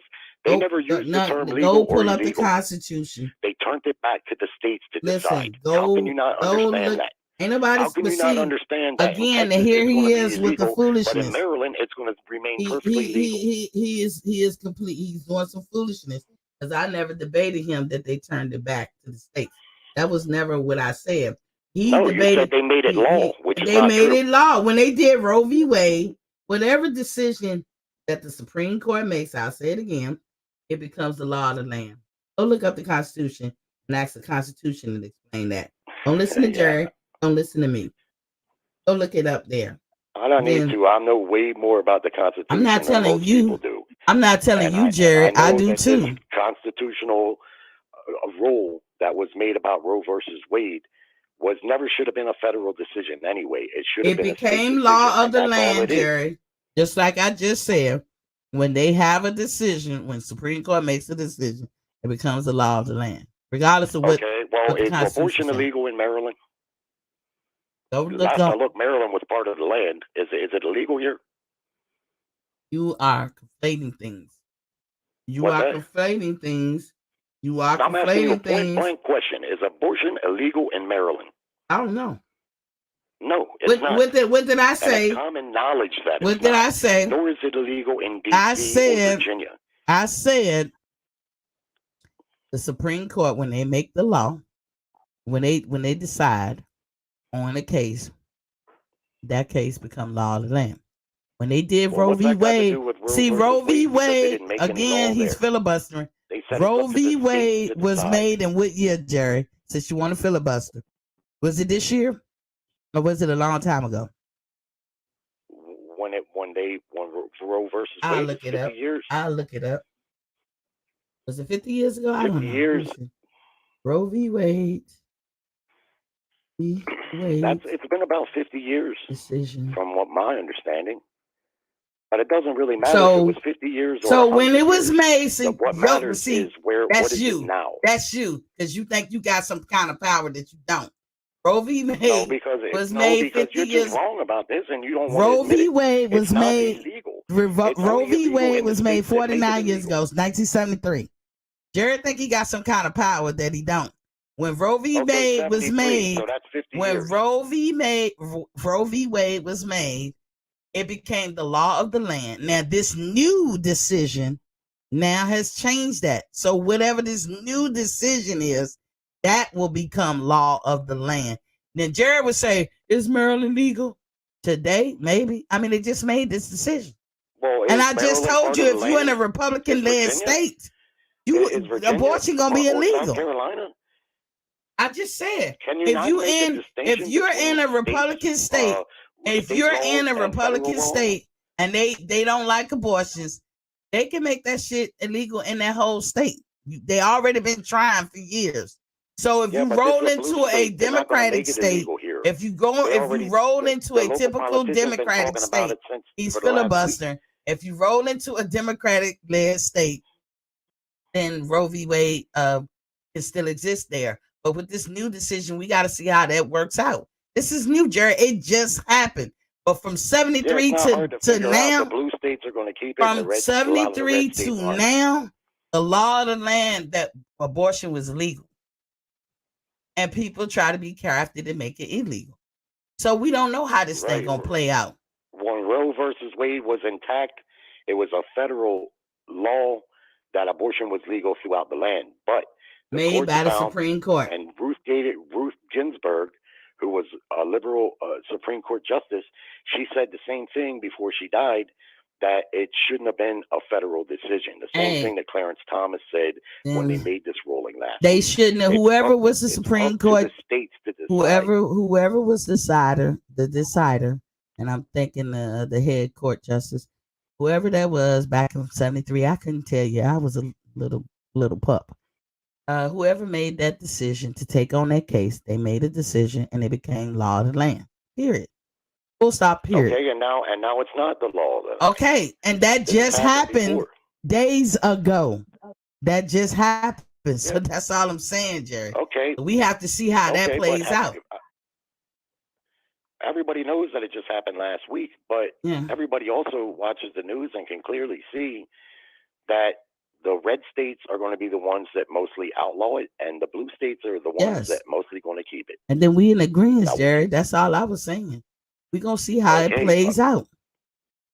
But when you say they don't make law, I'm like, how they don't? It's in the Constitution. The Supreme Court law is supreme. That's in the Constitution. But they didn't make any laws here. What they did is they turned it back to the state. They didn't say it's legal or illegal. They said it's up to the states to decide. Well, then they changed they changed that from what Roe v. Wade said. Yes, they changed it. And That's why it's now what they just decided. Roe versus Wade. Now what they just decided is now supreme.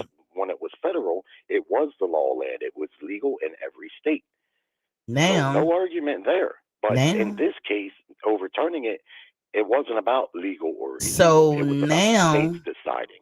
It's a supreme law that whatever they decided in this particular case, this recent case, now that is supreme law. And we're going to see how the states act accordingly. We're going to see, Jerry. So me and you kind of agree. But they didn't make any laws. Tell me what law that they made. Oh, my God. I don't know if anybody can understand this. I'm going to say this one more time. When the Supreme Court makes a decision, that decision becomes law of the land. It is supreme. Go look it up in the Constitution. What law did they make with this Roe versus Wade? Well, tell me what law that they made overturning it. I can't keep saying the same thing. But we're going to go ahead and close it out. Because what you're saying ain't got shit to do with what I'm asking. Jerry, no, I answered your question. You don't want to answer it. Did they make abortion illegal? Did the Supreme Court last week say abortion is illegal? We gonna let it go because you don't get what I'm saying. And I gave everybody homework assignment. Go look it up in the Constitution yourself. Don't take me or Jerry's word for it. Go look it up in the Constitution yourself. Right. And look up this latest. And don't all you gotta look up. All you gotta look up. All you gotta look up is that when the Supreme Court interpret Jerry's filibustering. All you got to look up is when a Supreme Court makes a decision, meaning they interpreted a law to be however they interpret it. When they make that decision that this is how they see it, it becomes law of the land. It is supreme. Don't look that up. Okay, so how did they see it? How did they see it last week? Jerry, go ahead and give me your closing thoughts. How did they see it last week? Go ahead and give me your closing thoughts, Jerry, because that's the debate. They got the assignment. I've read that part in the Constitution. How did they see it in that decision last week? Jerry, go ahead. Jerry, you're not superior over here. Go ahead and give your closing thoughts. No, that's a good comeback when you can't answer a simple question. No, I can answer it. You don't want to answer the simplest of questions. Listen, Jerry. You can't tell me what law that they made. Jerry, go ahead and give me your closing thoughts. Stopped. They didn't make a law. I'm gonna hang up on you. Go ahead and make your closing thoughts. And Jerry, I respect you. I let you come on here and pop your shit anytime you want. Well, why don't you just answer the question? I answered it so many ways you don't want to accept the answer. So what law? I told y'all to go look the shit up. Jerry is splitting hairs and he's apples and oranges and shit. Like, I don't catch on to that shit. I told y'all what I was only saying. Jerry tried to bring other shit in, and I asked y'all to go look it up. So y'all can go look it up. Jerry, I'm bringing other shit in. You're talking about laws, man, closing, and I'm asking you what Jerry, law, closing and you thoughts. Can't tell me. And Jerry, let me just say this to you too. When you go to other shows, go ahead on and hit the link. Go in. Ain't nobody gonna kill you. If you still got your birthday, y'all gonna have some disagreements maybe, but you still healthy. You still got your, you got your birthday. They still healthy. They got their birthday. Y'all just hashing it out. Next time you're on the Mac Bob, go ahead and chime in. Because you was looking like you were scared to get on. So I know you're not a scared person. I ain't scared of nothing. I know, Jerry. I know. I stand on my own square. I know, but it's mighty funny that nobody. You come. I ain't said nothing to you that's untruthful. I ain't said nothing Jerry, to you that's Jerry, you conflate you might not like the things that I say or all the things that I say. You might when not you agree, offer facts, that ain't gonna stop me from saying. Hey, listen, Jerry. It looked like I'm telling you what it looked like. I didn't say it was. I'm telling you what it looked like, and that's a panel full of men. Like to you. That's a panel full of men. I'm just a woman over here. Of course, you're not gonna be scared to come on with me. I'll let you pop your shit too. Listen, I'm out there, so I'm, Go ahead and sign up. It ain't nothing for me to be afraid of. Hey, matter of fact, they probably on right now. Agree or disagree with they probably me. on right now. They probably on right now. Go ahead and sign up. Go ahead and when they put the link in the chat. When they put the link in the chat, I'm trying to tell you how to do it. So when they put the link in the chat, you just hit the link. And then you're going to get instructions, and they very easily to follow. A 5-year-old. I tried that the other night, and it didn't work. Jared, it's real easy. I don't have a camera on my computer, so it didn't work for me. That's why I called. We got people half our age can do that. It's real easy. It's not hard. Well, I tried it, and I couldn't get it to work. My mama do it, and she's older than me. She's definitely she in Obama's age group. I mean, not Obama's. So she's in what Trump's age group. Put the link that puts me where? It's gonna make you come through like as if you're FaceTiming, but you can put up your own picture so nobody have to see. They even got a a default picture thing. It'll just be white, so nobody has to see your face. I'm gonna get my daughter to help me with it. Yeah, get your daughter because she will probably know. Yeah, and see if I can get it done. I tried it. I couldn't get it done. I'm not the most tech savvy guy, but I'm no dummy either. I couldn't do it. I tried to do it. I got no problem. But make it happen, Jared. Make it happen, Jared, because I was interested in hearing what you say. And I think you're a knowledgeable guy, Jared. I think sometimes your perspective, I just don't agree with your perspective. You don't agree with some of mine. We have difference of agreements. But if you're going to say something that's a fact, have your receipts. Like, I know for a fact, you say that a lot, Jared. You might not know you say that, but you do. And then you don't bring receipts. Yeah, but when I tell you I know something for a fact, it's because I know it for a fact. Then show your receipts. If me getting on there, then where show I can show receipts. you, if you want, receipts. People keep talking about receipts. I've seen a lot of these receipts, and they're bullshit. They come from opinions. They come from opinion articles, and they ain't a receipt for nothing. There's some hearsay bullshit. He said, she said bullshit. Well, the E-Thriller and the Mac Mob actually show the people saying it out their mouths. And they back it up with articles. Lots of people say things out of their mouths, and that doesn't make it factual. You have to take if Earl Spence says something out of his mouth, you have to take it factual because he is the guy involved in the whole situation. So then we can hold that true for everybody. We can hold. Bob Arum Bob Arum. We just gonna have them take it for what it is. But what we can't ever do is be selective. If Bob Arum says that and he says other things, we got to take all of that shit in consideration. And we gotta set it on the timeline because sometimes people evolve, Jerry. You know that we're a certain age. We know we evolve. The man you are today is not the man you was at 20 years old. And the woman that I am today is not the woman I was at 20. So we know we evolve and we get better because we have experiences, life experiences, and our perspective changes as we get older. We know that, Jerry. But we talking to Well, people that's I'm not young arguing that. Of course and not. older, so we have to be factual. At least on my show, I like to try to be as factual as I can and be practical. Yeah, well, That's my what I point like to is do. just because somebody says something doesn't mean it's factual. People lie all the time. They do. They do. But then That's you have Bob now you Arum, have that's to Bud watch Crawford, that's now anybody. you have to watch the people's actions. So when they was trying to throw Boots in Bud's pathway and said, Boots won't you? Why you ain't fighting? And we was like, no, he really won't Earl. And it was no, he don't, no, he don't. But if you watch what Boots do, who he won't, Terrence or Earl. Because he put himself in a position to be the mandatory for Earl, not Terrence. But Well, Boots do say he wants all regarding of that, them. I heard him say he wants to fight either one of them. He do say He that. seems to want But all the look at smoke. He his wants whoever he can action. get. That's what you just said. People say stuff, they can lie, but then you have to go to their actions. He did. Boots do say he want all of them. If you look at that Earl video on September 19, 2018, he said Bud Crawford been calling all of us out at the PBC.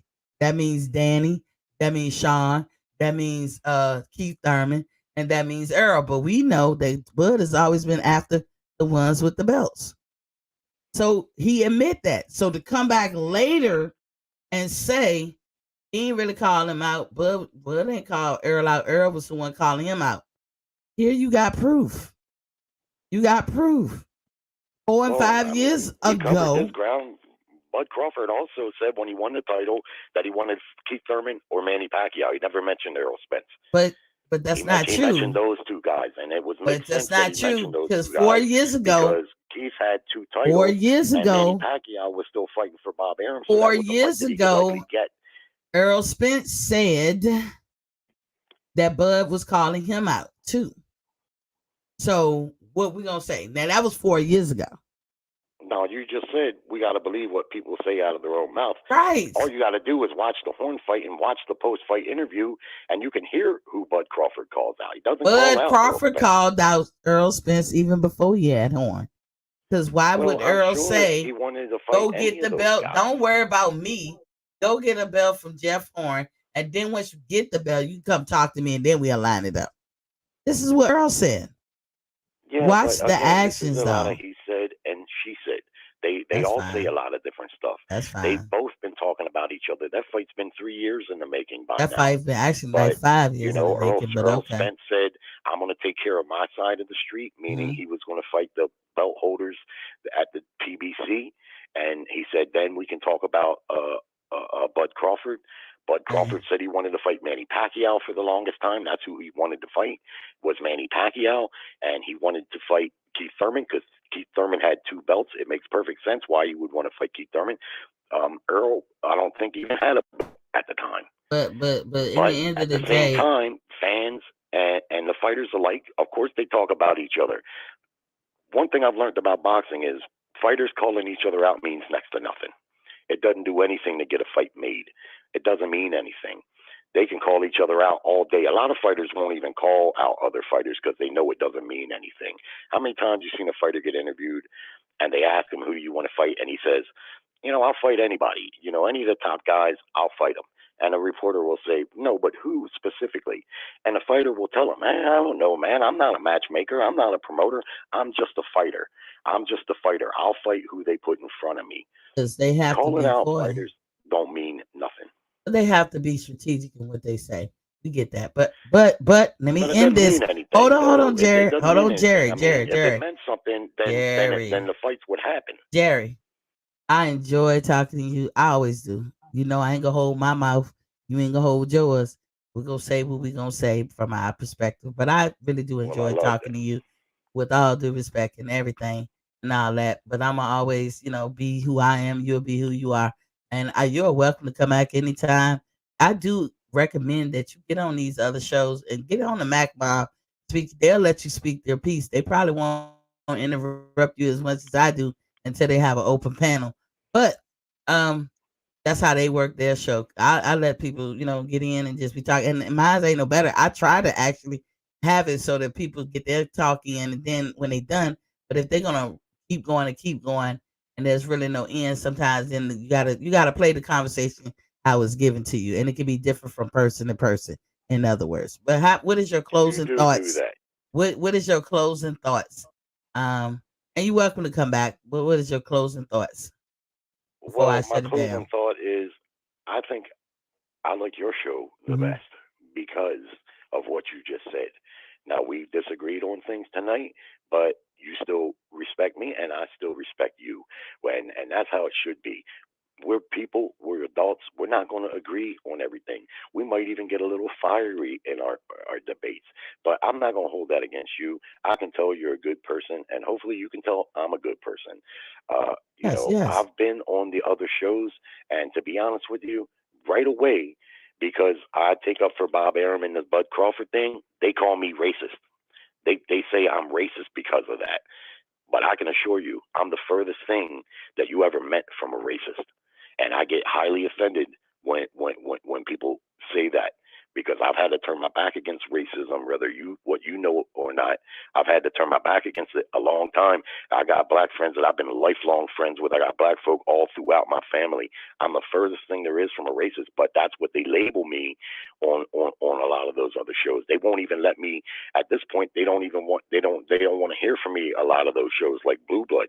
He won't take a call from me or anything because he just wants to force his narrative on me, and I ain't trying to hear it. And he doesn't like what I have to say. But you are very fair about letting people say what they want to say, even if it doesn't agree with what you want to say. And to me, I think your show will eventually build and build and build because of that. Well, tell all So your I thank you for friends. that. Tell I know you know a lot of folks. Tell your white friends, black friends, Latino friends. Tell them to sub up. Give me some subscriptions. Subscriptions, Jerry. Hook a sister up.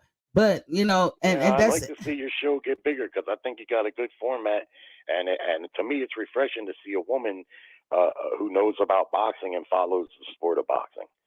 That's a refreshing thing for me to see. I So appreciate it. I appreciate it. But sometimes, Jerry, sometimes you're gonna have to check me in the show one day if you coming on. And I'm gonna check everybody in the show. So sometimes we do things we don't even know we doing. We don't even know we doing it. That's why I say it's different levels to racism. It's different levels to prejudice. People sometimes do stuff because they caught up in their identity. They don't even know they doing, and it would take somebody to say, "Hey, you just did this," and that's when I'll say, "I'm mighty white of you," because I mean, like as if, and what that means, Jerry, is sometimes white people will say stuff like they got that kind of authority, and that's what that means. That's all it means. It's like, okay, how mighty white of you. And so you will hear me say that, and there's no harm or disrespect, but whatever you might have said, or any white person might have said, I'll be like, damn, you talking to me like you got that kind of authority. When I say show the receipts are what people say out their own mouth and the actions they take. And the analogy with Boost put himself in a position to only be a mandatory for Earl, not Bud. why So would you think he done that purposely? I mean, He it done don't that matter because how he's it does, aligned with PBC, but it and doesn't that matter in the end of the day, Jerry. It don't matter. We can speculate reasons and all that. Is did he do that? Did he do that? The documentation beats any conversation. He put himself to be a mandatory through the IBF, no doubt, with Earl Spence. Period. How that well, came to be he doesn't control where the IBF don't ranks matter. him. Doesn't matter.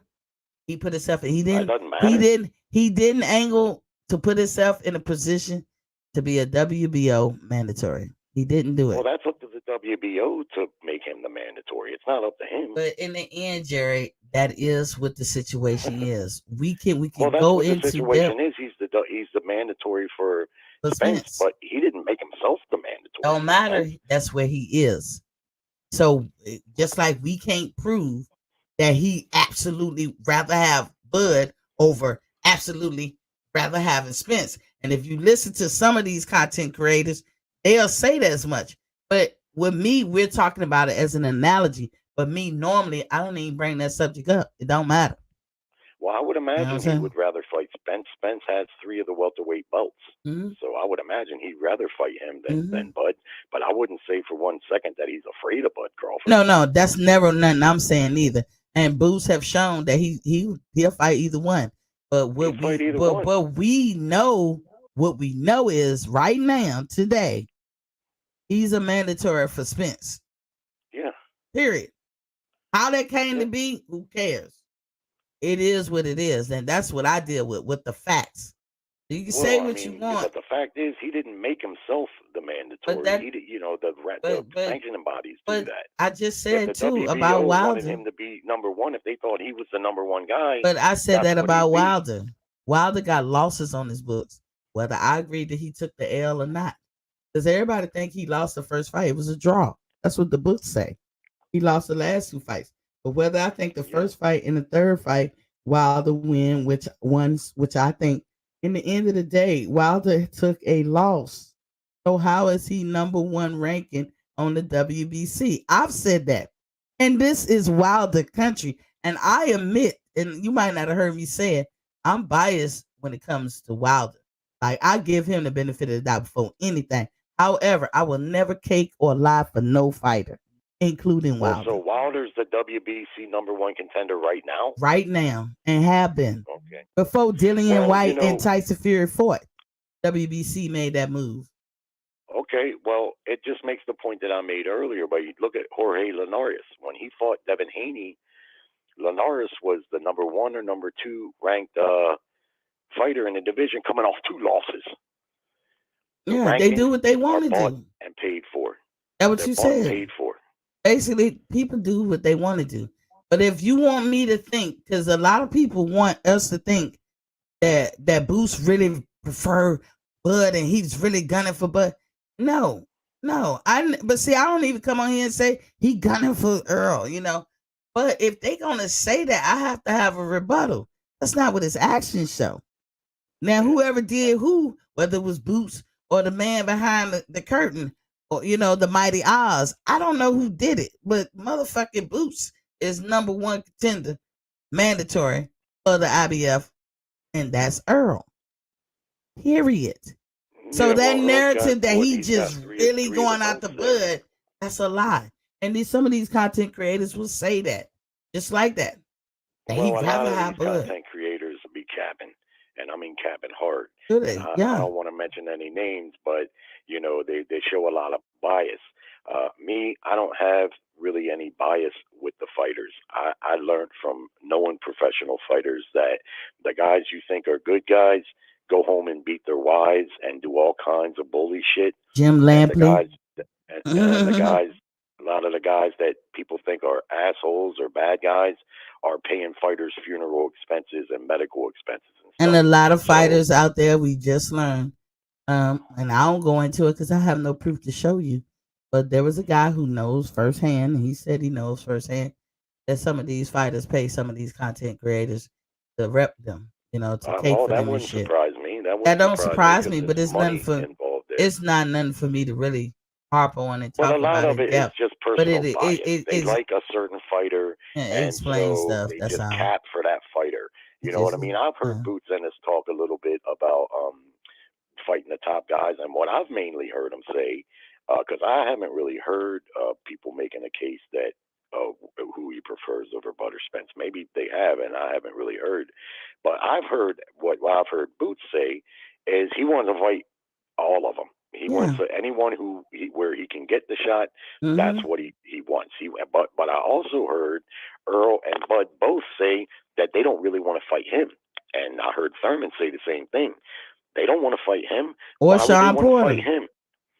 But when Bud and Earl say it, I don't think it's out of fear or just No, worry. it's not out of fear. But I think with Thurman and Porter, it was out of concern. I don't like to call a fighter fearful, but I think No, that they're they was not fearful. It's not concerned. fear wise. why Thurman and Porter. Bud and them don't want to fight him.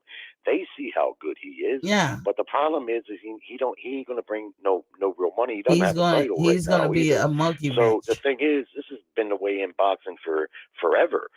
Young up and coming fighters struggle to get the veteran guys to fight them. They don't want to fight them because they know, I could lose to this guy, and then I done lost to a guy that was green, a guy that didn't have a high title. risk, low reward. That's what it is. Well, exactly. That's exactly what it is. But Bud Crawford doesn't fear Boots Ennis, and neither does Keith Thurman. But Keith Thurman is a veteran at this point, and Boots Ennis is a strong fighter. He can see that. And now Keith wants he it. recognize. Now Keith Yeah, is and he acting like he figures, wants well, if I'm gonna fight a guy like him, then I got to be compensated pretty good, because he doesn't have a belt. He's not really well known outside of hardcore boxing circles. We know who he is, of course, but you can see why they wouldn't want to fight him. And Earl don't want to fight him neither, and I wouldn't if I was Earl. You're looking backwards. The final piece to the puzzle is Terrence. So Terrence and Earl should not be looking at Boots. What it's going to take for Boots Ennis, and this is what it takes for fighters that are up and coming that have trouble getting fights, the promoter has to invest. What that means is he's going to have to overpay one of these names to get in the ring, just the way Bob Arum overpaid Amir Khan to fight Terrence Crawford. Yeah, so everybody, they're gonna have to overpay somebody to get Enos a fight to get him in the picture. But hold on, Jared. We almost have 4 hours. I really got to shut this down. So you messing with my nightlife at this point. So Jerry, I enjoyed you coming on. I hear about you and all that. I made assumptions that you work for Top Rank or whatever, but you clarify. I give you a chance to clarify. I ain't gonna bite you over here. You can come on here anytime you want, spit your game, but you know how I am. I'm gonna spit mine too. And I always say, show your receipts, whether it's in writing or what somebody say. And if you show receipts, we'll have to be like, and just do more research. That's all you got to do. It's not the end of the world, but I don't get paid for this. And I'm not going to stand on here and lie and cap for nobody because it's not worth it to me. My integrity means everything to me. So well, I appreciate that about you, Queen.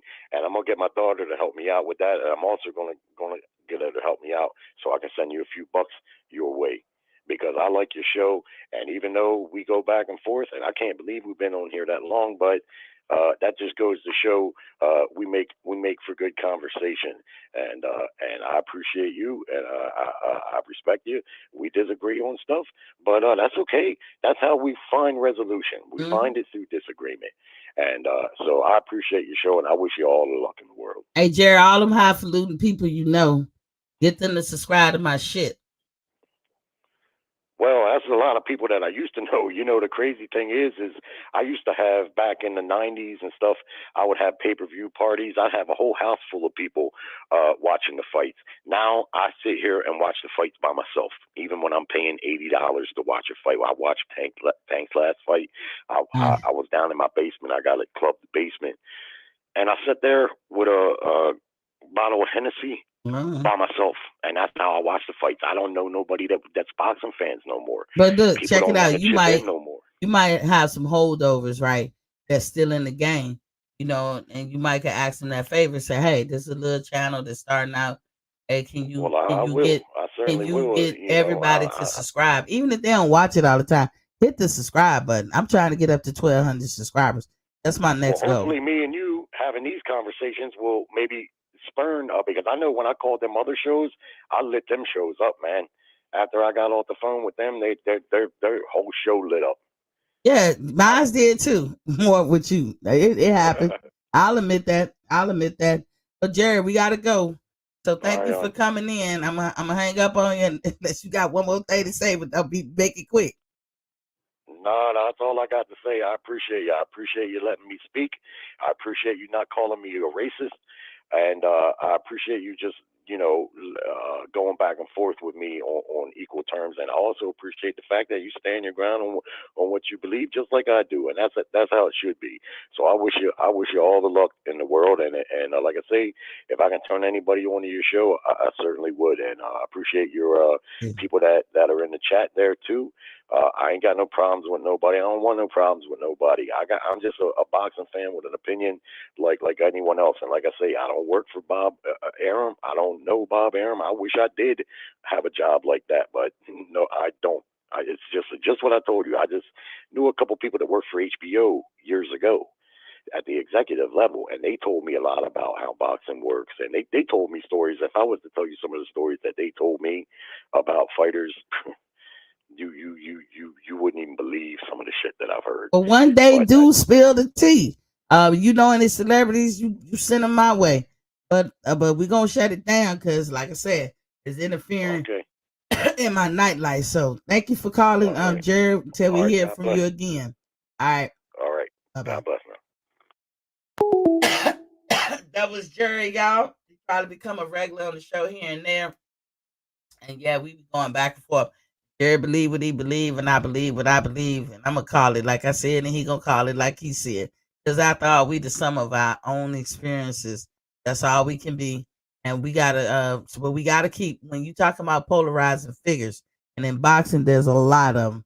You have to be actual factual or keep it all the way correct when you talking about certain things, because the fans can take that and run with it and build and make a mountain out of a molehill, which is what Bernie Mac said, put 100 on 10. And we need to not do that. It's not necessary. State the facts. It's not. This is not just like it could become like WWE. None against WWE, by the way. They got a lot of good fans and they're very entertaining. And it can become a soap opera because that's why I call as boxing turns. I say that a lot. But we telling you the behind the scenes and this, that, and the other, and giving you something to think about. And you can go look up any and everything that people say. And even when you look up the Constitution, you can have your own interpretation of it that's different from mine. That's why we're all humans. And the race we belong to is the human race. To be honest, but we also live in America and we live in the world in which we live. So you hear people make those distinctions. But in the end of the day, we all belong to the human race. So anyway, when you know better, you what? You do better. Till I see you again Monday. I don't the people that's fighting this weekend, y'all just look for my thumbnail if I'm gonna call it. If it ain't a real exciting fight, I probably won't. But I'll see you Monday. And as always, I do shows on Sunday at 1300. That's 1 o'clock p.m. Eastern Standard Time. If I have something to really, really, really just lay out, I pretty much covered everything, health and all that. If you want to get on the regiment or get my help and putting you on the regiment, I'm just a person who devoted a lot of time and effort into studying food, and my regiments work. I have to say they work. I can't tell you they don't.